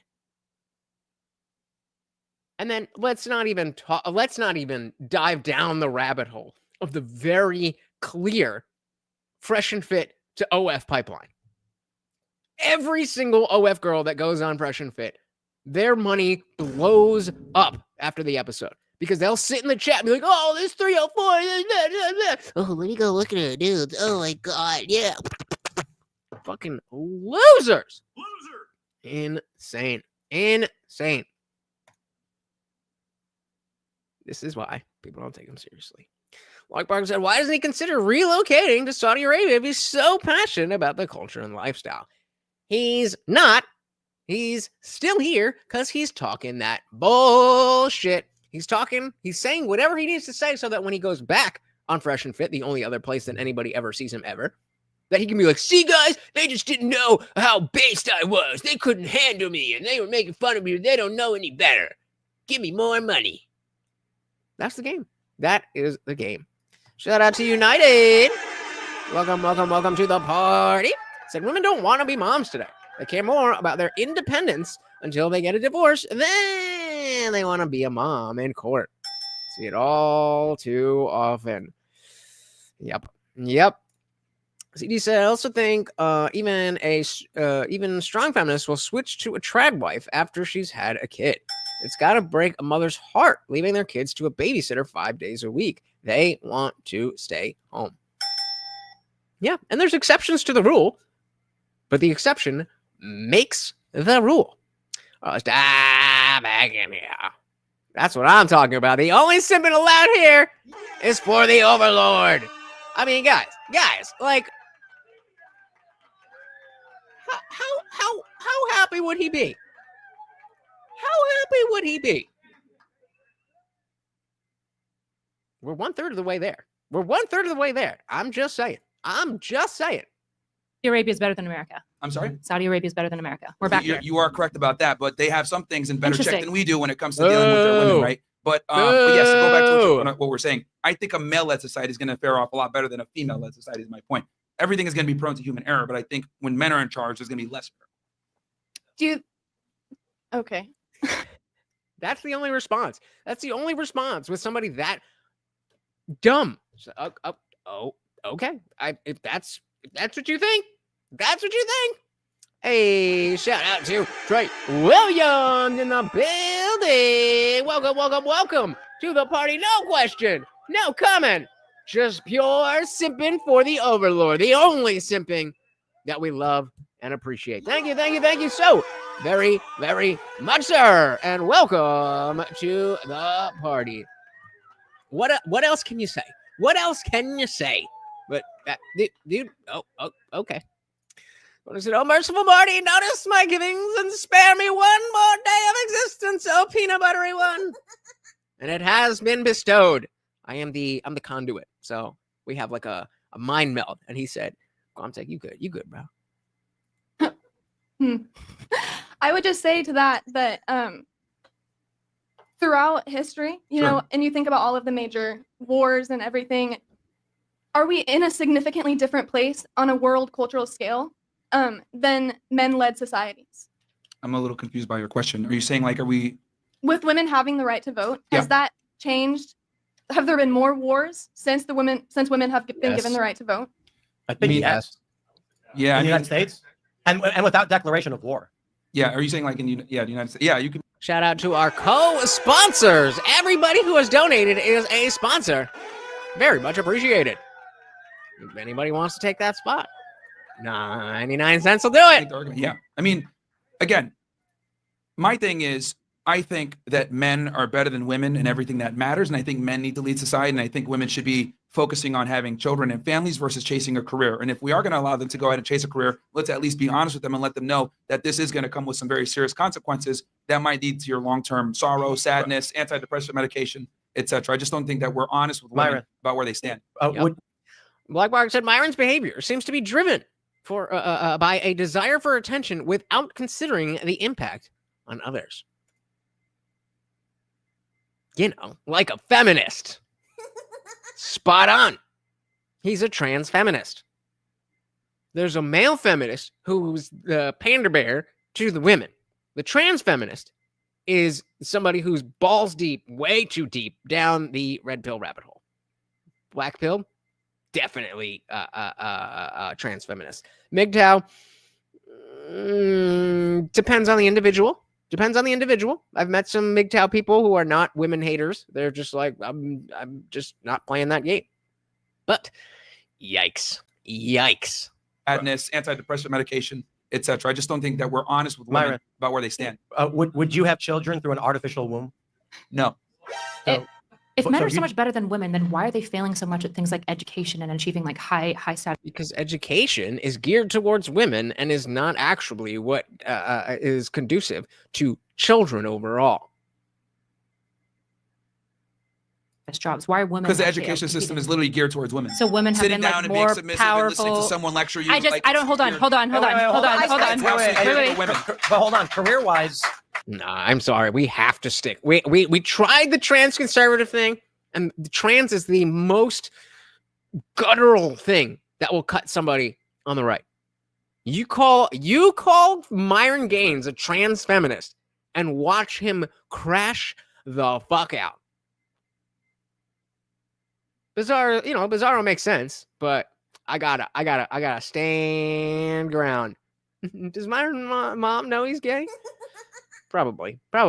He probably calls her every night and, Mommy, they're being mean to me on the internet. Hold on. But hold on. Career-wise, Almost most of the Fortune 500 companies are run by men. I agree, but Respect. the issue is that like if men are so much better than women, then how are we in this position where like suddenly men are also like being like destroyed by society and crushed by them? Like we can't have these two mutually exclusive things at the same time. What I would actually argue is that men are stupid in a lot of stupid ways. You guys punch things, stop doing that. You guys masturbate all the time, stop doing that. Chill out. Women okay? masturbate too. Women, but a lot fucking less. I mean, maybe less times, times, but you've spent $700 on a fucking 3-pronged dildo, so you know, It all the time. Stop doing that. Chill out. Women okay? masturbate too. Women, keep the hope alive, brother. Keep the hope alive. but a lot fucking less. You guys have like Bro, a there's a whole battery-powered industry. Yeah, dildo. seriously, I think there's you guys masturbate billions a to be lot. made. Nobody's In going to fact- make the argument in that fact, porn the is more. WNBA is just become the dildo show. Yes. Sure. More dildos in the WNBA. You guys put one in the chat if you've not seen the dildos with the NBA thing. We can definitely take a side quest for that. Zibby said, given the fuckery with trans and all, it is more silly, crazy, surreal, sad than Bizarro World. Bingo. Exactly. Trey said, depending on her job, that dildo's a tax write-off. Oh my God.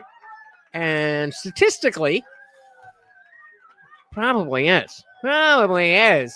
CD said, women only masturbate for money on OF apparently. Hashtag feminism. Oh my goodness. We going hard. We going hard.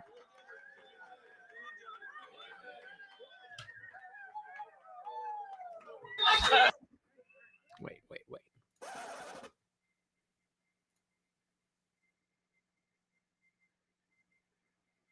I see no lie that dildos have done more for the WNBA than anything ever. Any woman ever. So it's dildo WNBA.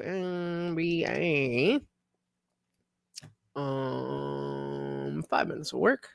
Thank you, I think Crowder. it's a psyop to actually increase their viewership because I think people now, they're tuning in, not for the passing, not for the team, but they're tuning in for the lime green dildos. WNBA. I know. Don't say who cares.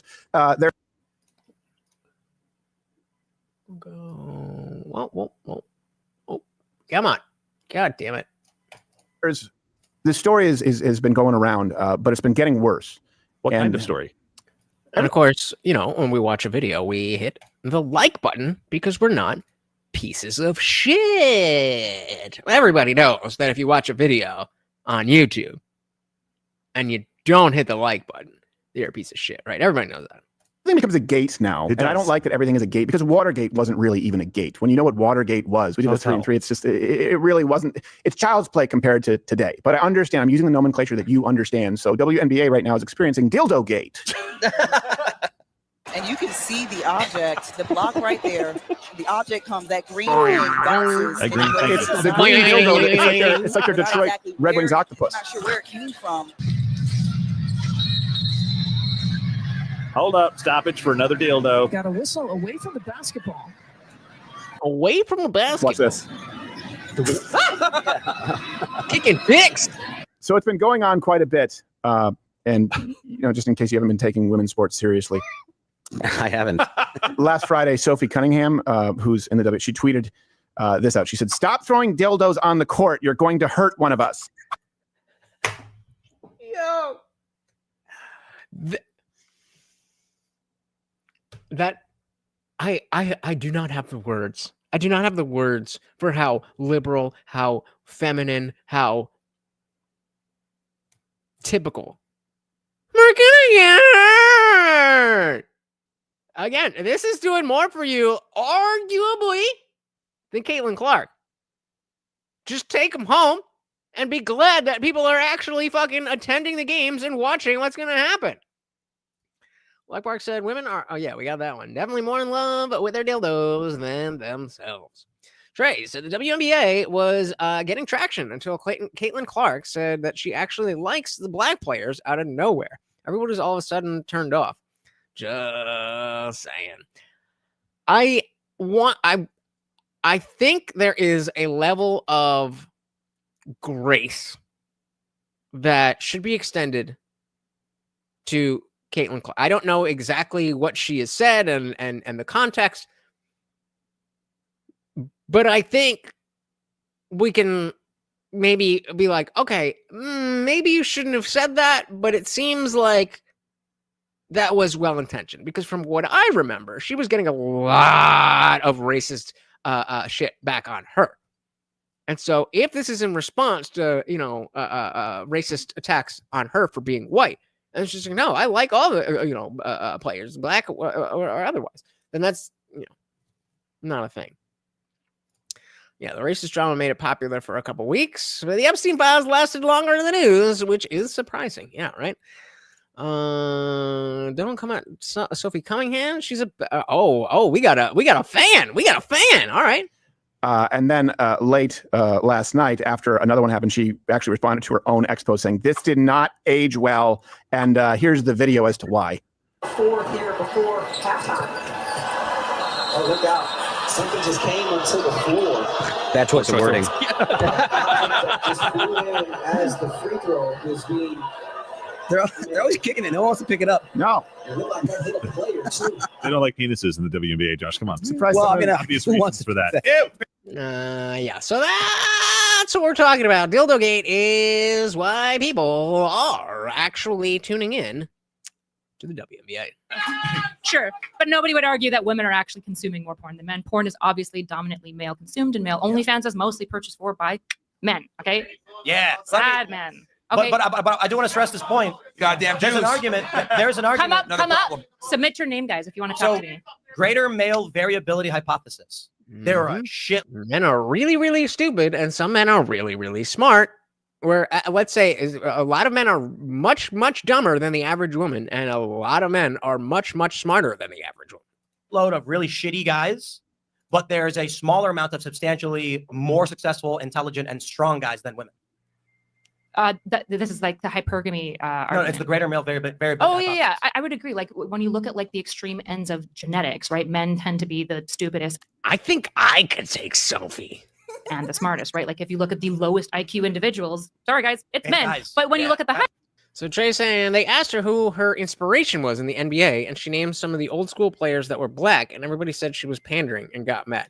So she didn't actually say the black players, or she didn't make a statement about who she likes and put that into the group of black players. Sounds like a nothing burger. I mean, tell me more if I'm wrong, but that's just how I'm reading it. I said IQ individuals.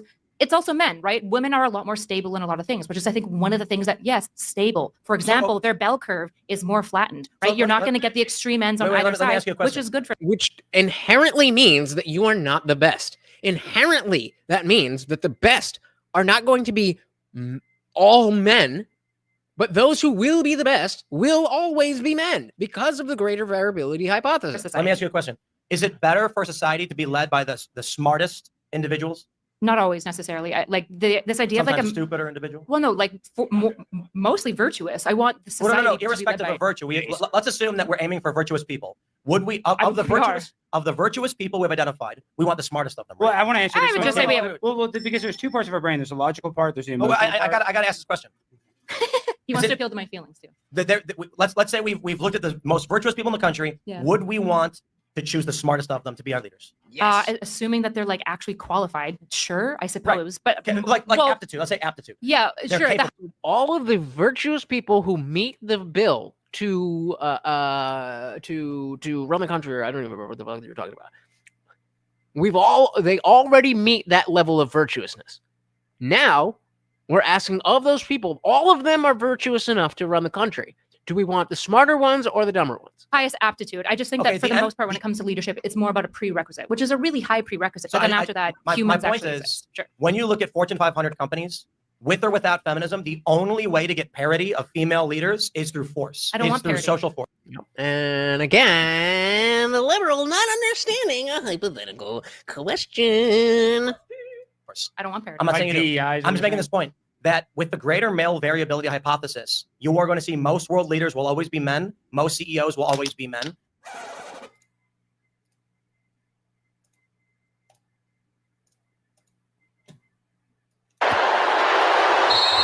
Hold on, wait. I can't see this. I gotta make sure we can all see it. All right. So Sophie Cunningham started a fight after they attacked Caitlin Clark. It's still women's basketball, but it's kind of badass, says CT23. Sheldon going coast to coast. And here we got another break is here as J.C. Sheldon goes right after Sophie Cunningham. That's a flagrant foul. It's a hard foul. You could say it's a play on the ball, but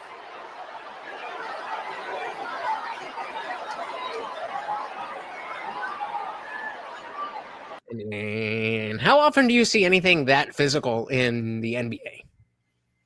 Just saying. Just saying. I'm just saying. Guanzek said, is it safe to say that Alex has the most game out of the men on the panel right now?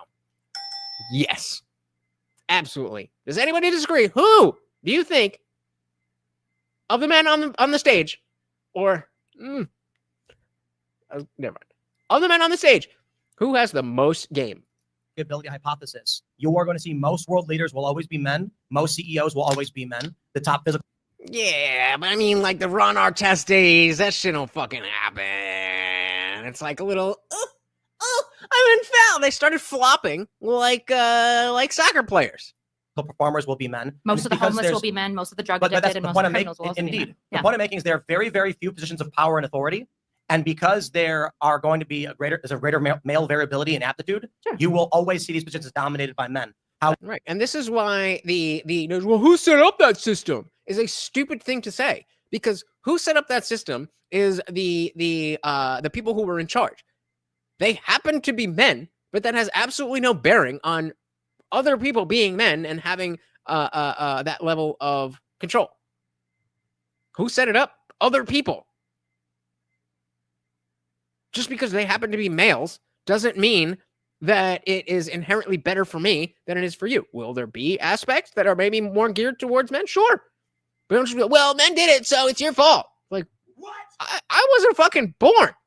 My parents weren't even born in this country. So don't fucking look at me. There's a greater male variability in aptitude. You will always see these positions dominated by men. However, modern feminism, especially throughout the past 80 years or so, always has said, it's a patriarchy run by men. No, it's a system run by those most capable that happen to be men. Well, I want to make this argument, though, and it's an oversimplification, but basically our brain has two hemispheres, right and left, and there's one that they consider more emotional and one that's more logical, and that they say men use the logical side and women use the emotional side more. And I would argue that if you're more emotionally intelligent, that could make up for your logical intelligence. No. The reason they have to call it emotional intelligence is because it's not intelligence.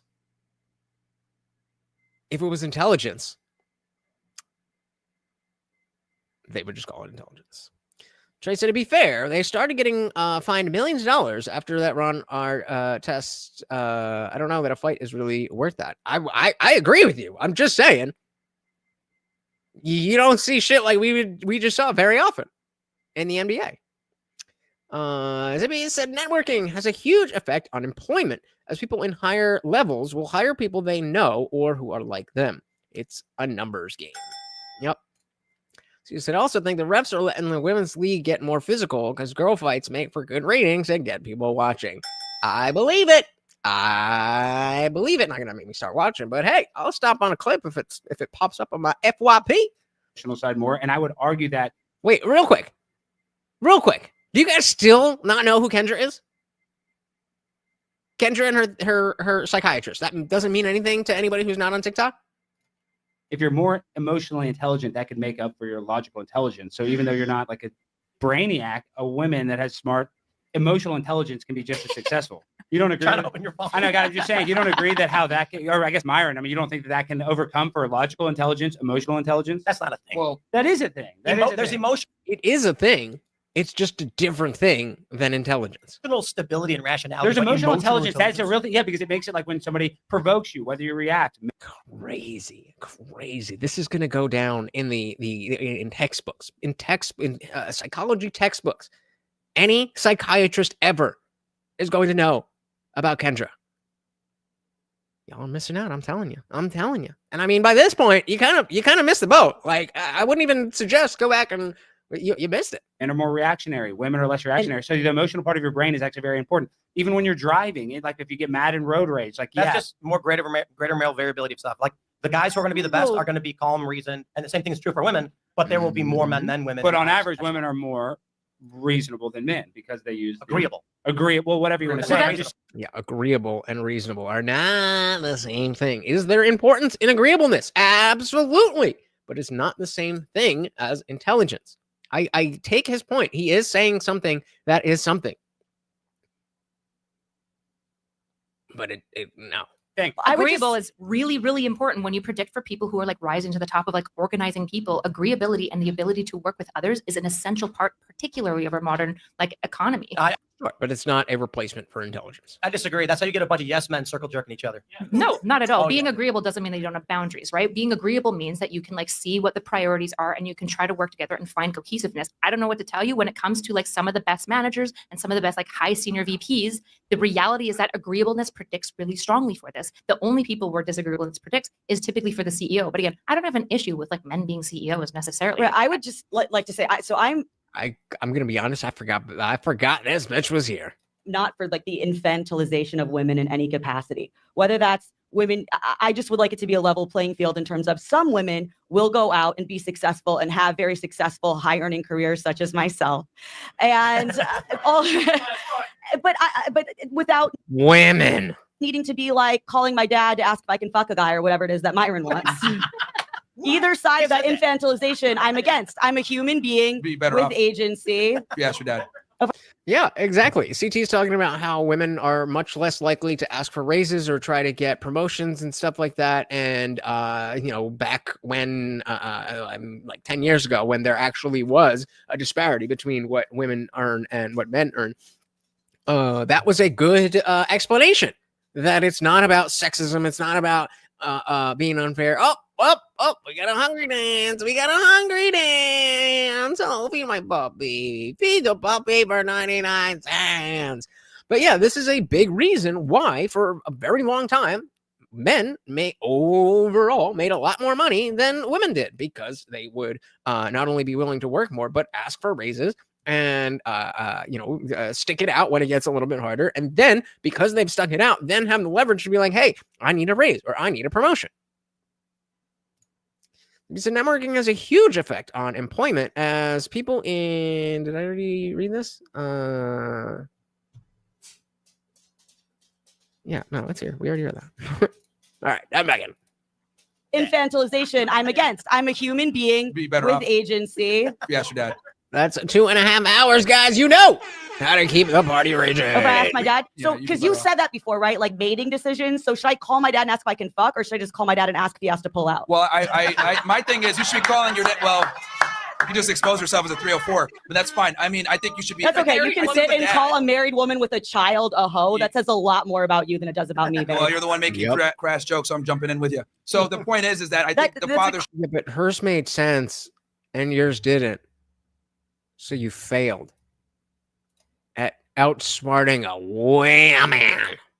Than it does about me, babe. Well, you're the one making crass jokes, so I'm jumping in with you. So the point is that I think the father should actually be involved. Calling me I think the father should be involved actually in the mating process with a woman. I think the dad should actually be intimately involved with picking the guy because when women are left to hey, dad, can I fuck? That is kind of weird. All right, guys, that's very weird. Does he like hold your hand while you do it? That's the future you want. Is he pushing his asses a little bit more to help? Here we go. She's not even going to let me speak.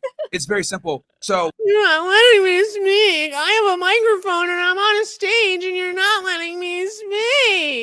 I actually think that fathers should be involved in their daughters' mating decisions because here's the thing with women. You guys tend to pick the bad boy or the guy that might not necessarily be the best long-term suitor when you're at your highest value. So when the father comes in, he's able to assess this guy, be like, no, this guy doesn't really want you for you. He just wants to use you for sex. I don't want this guy. I'm going to go find you another guy that's going to actually, love you and be with you long-term and provision. There's a nugget of truth in that. Of course, having the guidance of your father as a woman is a very good thing. But we're literally down to the point where he's saying, yes, you should call your dad and ask if you should fuck this dude. Like, what are you talking about, dude? What are you talking about? Yeah, I didn't know of her before this. I don't be watching TV, like a boomer. But hey, shout out to her. Trey said, would I like to meet my daughter's boyfriend? Yes, I want my daughter asked me Yeah. Do I want my daughter asking me about getting cracked? Absolutely not. Some things we can just leave in the ethereal. CT said she's married and has a child. Not sure if she has sure if he has kids, but if he does, he definitely isn't married. We just saw his boo off with Puerto Rican or Dominican daddy or whatever it was. CT says the nuclear family is proven to be very important, but he doesn't support a nuclear family. He just supports what he supports.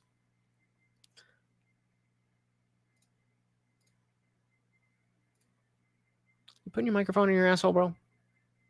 Don't put your microphone in your asshole, bro. That's not a good way to live. It's like, oh, wait, I know Kat. Not personally, which is, yeah. She is a Fox News contributor. I'm going to assume that meant lunch. Has a long-haul trucker set up, to be sure. What? I don't want this guy. I'm going to go find you another guy that's going to actually, love you and be with you long term and provision. This is why arranged marriages work for so long. Women are able to make their own decisions. They do dumb shit. So it is what it is. It's like when the farmer dad chases the guy out of the house with the shotgun, saying, "Get away from my daughter." No, it's like when Hulk Hogan called. Yeah, and I mean, that's why there's a nugget of truth in there to be like, "Oh yeah, you should be asking when to fuck." Like that's weird.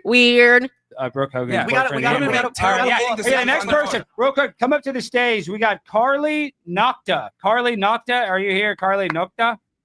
What? Okay, no Carly Nocta. These people were like, I want to come. Right. This is the last one, guys. This is going to be the last guest, and then we head to the after party. In fact, you know what? Since you guys, I think we might have some new people here. Let's take a little break. If you guys are enjoying the show, the party rages on 24/7 over in our Discord. The link is pinned to the top of the chat and is absolutely free to join 24/7. We're in there hanging out, having a great time. And guys, it is absolutely free. However, if you are a member of this channel here on YouTube, you can scroll right below that video and hit that join button. Starts at $2.99. There's a few different tiers, but $2.99 will get you in. It gets you members only live streams here on YouTube, all that other good stuff. But it opens up the full Discord server. So we've got the free chat that is open to anyone. Anybody can join and talk. But as you can see, that is just one of our channels. There's a bunch of different channels here, including our Disciple chat for members only, our Word of the Day watch party, where we're talking about all this stuff. And of course, we have the voice channel here. The after party. We are hanging out at this moment.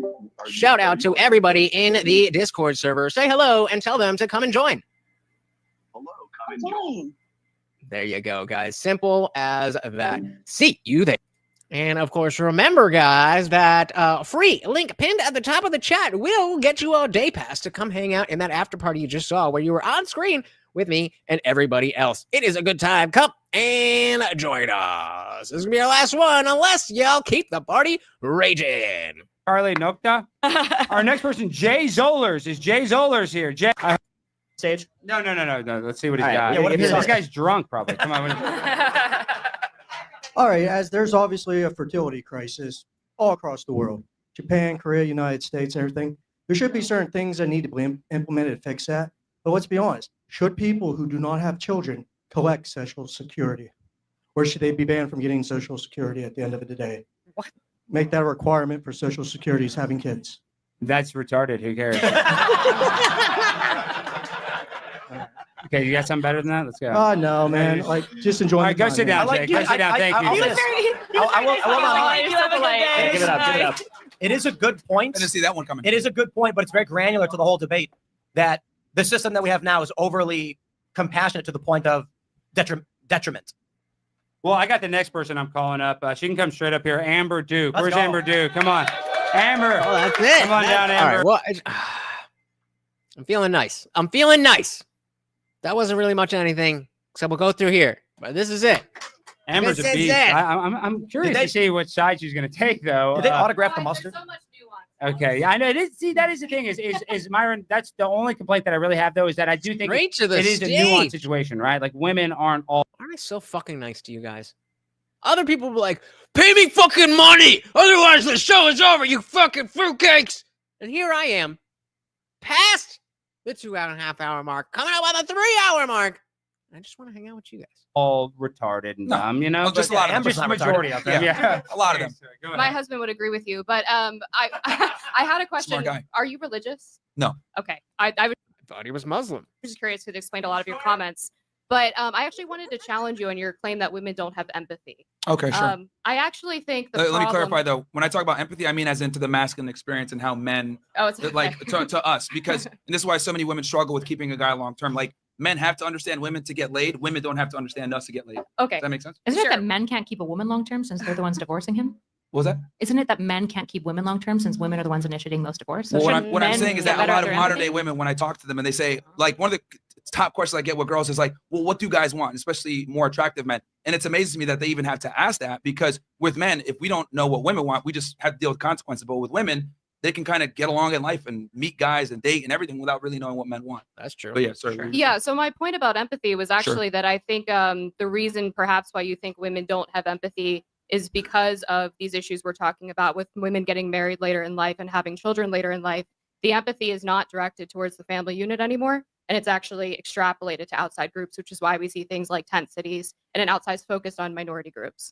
Yeah, I mean, like I said before, they can absolutely have sympathy. But when I'm talking about empathy specifically, I'm talking about the male experience and like kind of how men go through things in life. Like, I don't think women are empathetic to the masculine experience. Whereas like, So, and I think it seems like he's about to go into that now, but it would be much like if you want a strong statement, because remember he came up, women don't have empathy, or I don't remember if it was that, or men are more empathetic. Instead of doing that, then frame it as the male experience. Be like, because he is correct about the fact that a man has to have an understanding of female nature in order to get what he wants, and a woman does not necessarily need to have an understanding of the male experience to get what she wants. That is a real thing. But he's got to have this flashy, women don't have empathy, men are more empathetic. That's not what you mean. So why are you saying it like that? like kind of how men go through things in life. Like, I don't think women are empathetic to the masculine experience. Whereas like men, we have to understand women to some level if we want to be successful. And if you look at guys that like are really good with women, like pickup artists or dating coaches, whatever, they have a very fine-tuned understanding and empathy to women because they're trying to get laid. So they have to be able to think ahead on what the woman's going to expect, what she's going to want, the type of vibe she's going to want when it comes to, you know, making something sexual. So I argue that men are far more empathetic than women are. But that's not what that means. It just means women, or it just means that men understand women better than women understand men, the same way conservatives understand liberals more than liberals understand conservatives. That doesn't mean that conservatives are more empathetic. That's not what those words mean. This is what you do. This is what grown-ass men simp over you to do, and you fail over and over and over again. Should I just start saying the stupidest shit I can think of? Because I'm trying to be real with you guys, and I'm fucking struggling. But homeboy's over here living the fucking good life, except for his girl. Maybe I should just start lying to you fucking people. Especially guys that are good with women. I don't think women are empathetic to men because they don't How have. are we- I gotta disagree with that because you're also making the point that women aren't getting good guys because they're hypergamous. And so if women are going to suffer later in life because they can't get a good guy who wants to help them have a family and be a strong protector, that is a detriment to women by, I guess what I'm saying is women need to be empathetic to the male experience if they want to have a successful family and relationship. That's right.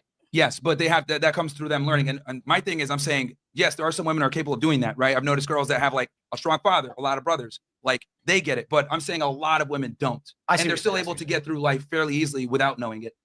And that's a strong point, but you are undercutting it by all of the other things that you've said. It isn't until That's- maybe it's later not, on. so to clarify, it's not intrinsic to being a woman. It is cultural. Yes, there's no need because no one gives a fuck about men in general. So most women are kind of like, well, why do I got to understand this guy? I'm hot. Like, take me out. But just to clarify You know? again, if women were raised by good dads, they would understand this, you're saying? Most women I've met that understand this, they come from either a strong patriarch with a father, uncle, or brothers when they do have it. They have like Kat, did you have strong. something to say? Well, I mean, I have a wonderful father. I would say I'm very grateful to have a wonderful father. And it's been such a joy to watch my husband be such a wonderful father. and we're raising a little boy who is going to grow up and be a wonderful father, I hope. And Myron, I hope that someday you can be as happy in a relationship as I am in mine. Yo, Myron's gonna have a daughter, and his whole show's gonna shift. He's gonna be a raised. I want to say one thing to Kat, though. Kat, Kat. No daughter. Well, I do want to say though that I mean, Dylan, I will say, if a woman doesn't have a strong male influence in her life, then she's definitely way behind. Yeah. Are a female comedian, very successful in a male-dominated industry. Yeah. Wouldn't you give a lot of credit to having a strong father? I give a credit to having a strong father every single day. I talk to my dad every day. I am so grateful to have the father that I have. Just not about when I should fuck. And I think that men that are as wonderful as my father deserve all the credit in the world. Is he funny? He is funny. I think yeah. I got real funny. And I agree. I think that's a lot of, even in like the Black community, obviously, I think it's a lot of the broken home situations, Myron, that there's actually a lot of examples where Black guys have both parents there and they're incredibly successful. So I think that, the way that people are brought up, the patriarchy or whatever you want to call it, is very important to their, Well, yeah, I've always said that strong dads keep daughters off sure poles and sons out of jail. It's very important. But isn't part of the issue that we're outlining here that you're saying is that society doesn't have empathy towards men, which I would actually just agree with. There's really good research on this, actually. If you look at like the age at which we view boys becoming men, it almost completely overlaps with the spike of suicide rates amongst young boys, which is about the age of 14. So I would actually wholly agree with you that society doesn't have like empathy for men in any way, shape, or form, right? Yep. And we have this kind of deal with it. Weird infantilized empathy for women that I think is actually harmful to them in a lot of ways because it robs them of a lot of their agency. But when you're saying like it's women that don't have empathy for men, I feel like you're actually missing like 50% of the pie. When it's society. Nobody cares about men. They don't care that you're struggling. They don't care that you're lonely. They think your tears are gross. And I think that that's a horrible state. But I don't think this is a woman-driven thing. This is a societal issue. I want to say this point. I mean, I completely agree that the issue is there, but to try to focus it just on women as if you're with your boys and you start crying about something, that's not going to be a weird situation. Like, okay, there's the exceptions, but again, the exceptions make the rule. If you're crying over some girl, you're like, yo, what are you, I mean, words that I can't say on this platform, you're like, suck it up, da-da-da-da-da-da. And I think that is important to understand, because when you are focusing on women are doing this, women are doing this, women are doing this, women are doing this, when you have societal issues that theoretically, maybe it's not the case that women would actually show up in droves to help out men and vote. Maybe not. But definitely not if you're acting like this. Definitely not if you're acting like this. So let's give a big shout out to all of the donations. Thank you so very, very, very much, guys. Unfortunately, we did not hit the goal. So no push-ups and no peanut butter. But thank you so very, very much for hanging out. I really, really, really do appreciate it, guys. Once again, guys, this is Morty, and I have been your host, Lutch, aka the Indian Jesus, here to resurrect the second coming of common sense. We are live every Monday, Wednesday, Friday, 8 p.m. Eastern. Subscribe, because sometimes I'll just go live whenever I feel like it. And I've been dropping videos almost every single day. If you are not subscribed, you are fucking up. Thank you so very, very much for hanging out. Once again, did I already say that? That is Morty. I am your host, Lutch, aka the Indian Jesus, here to resurrect the second coming of common sense. Until next time, guys, we are out of here. See you in the after party. Peace.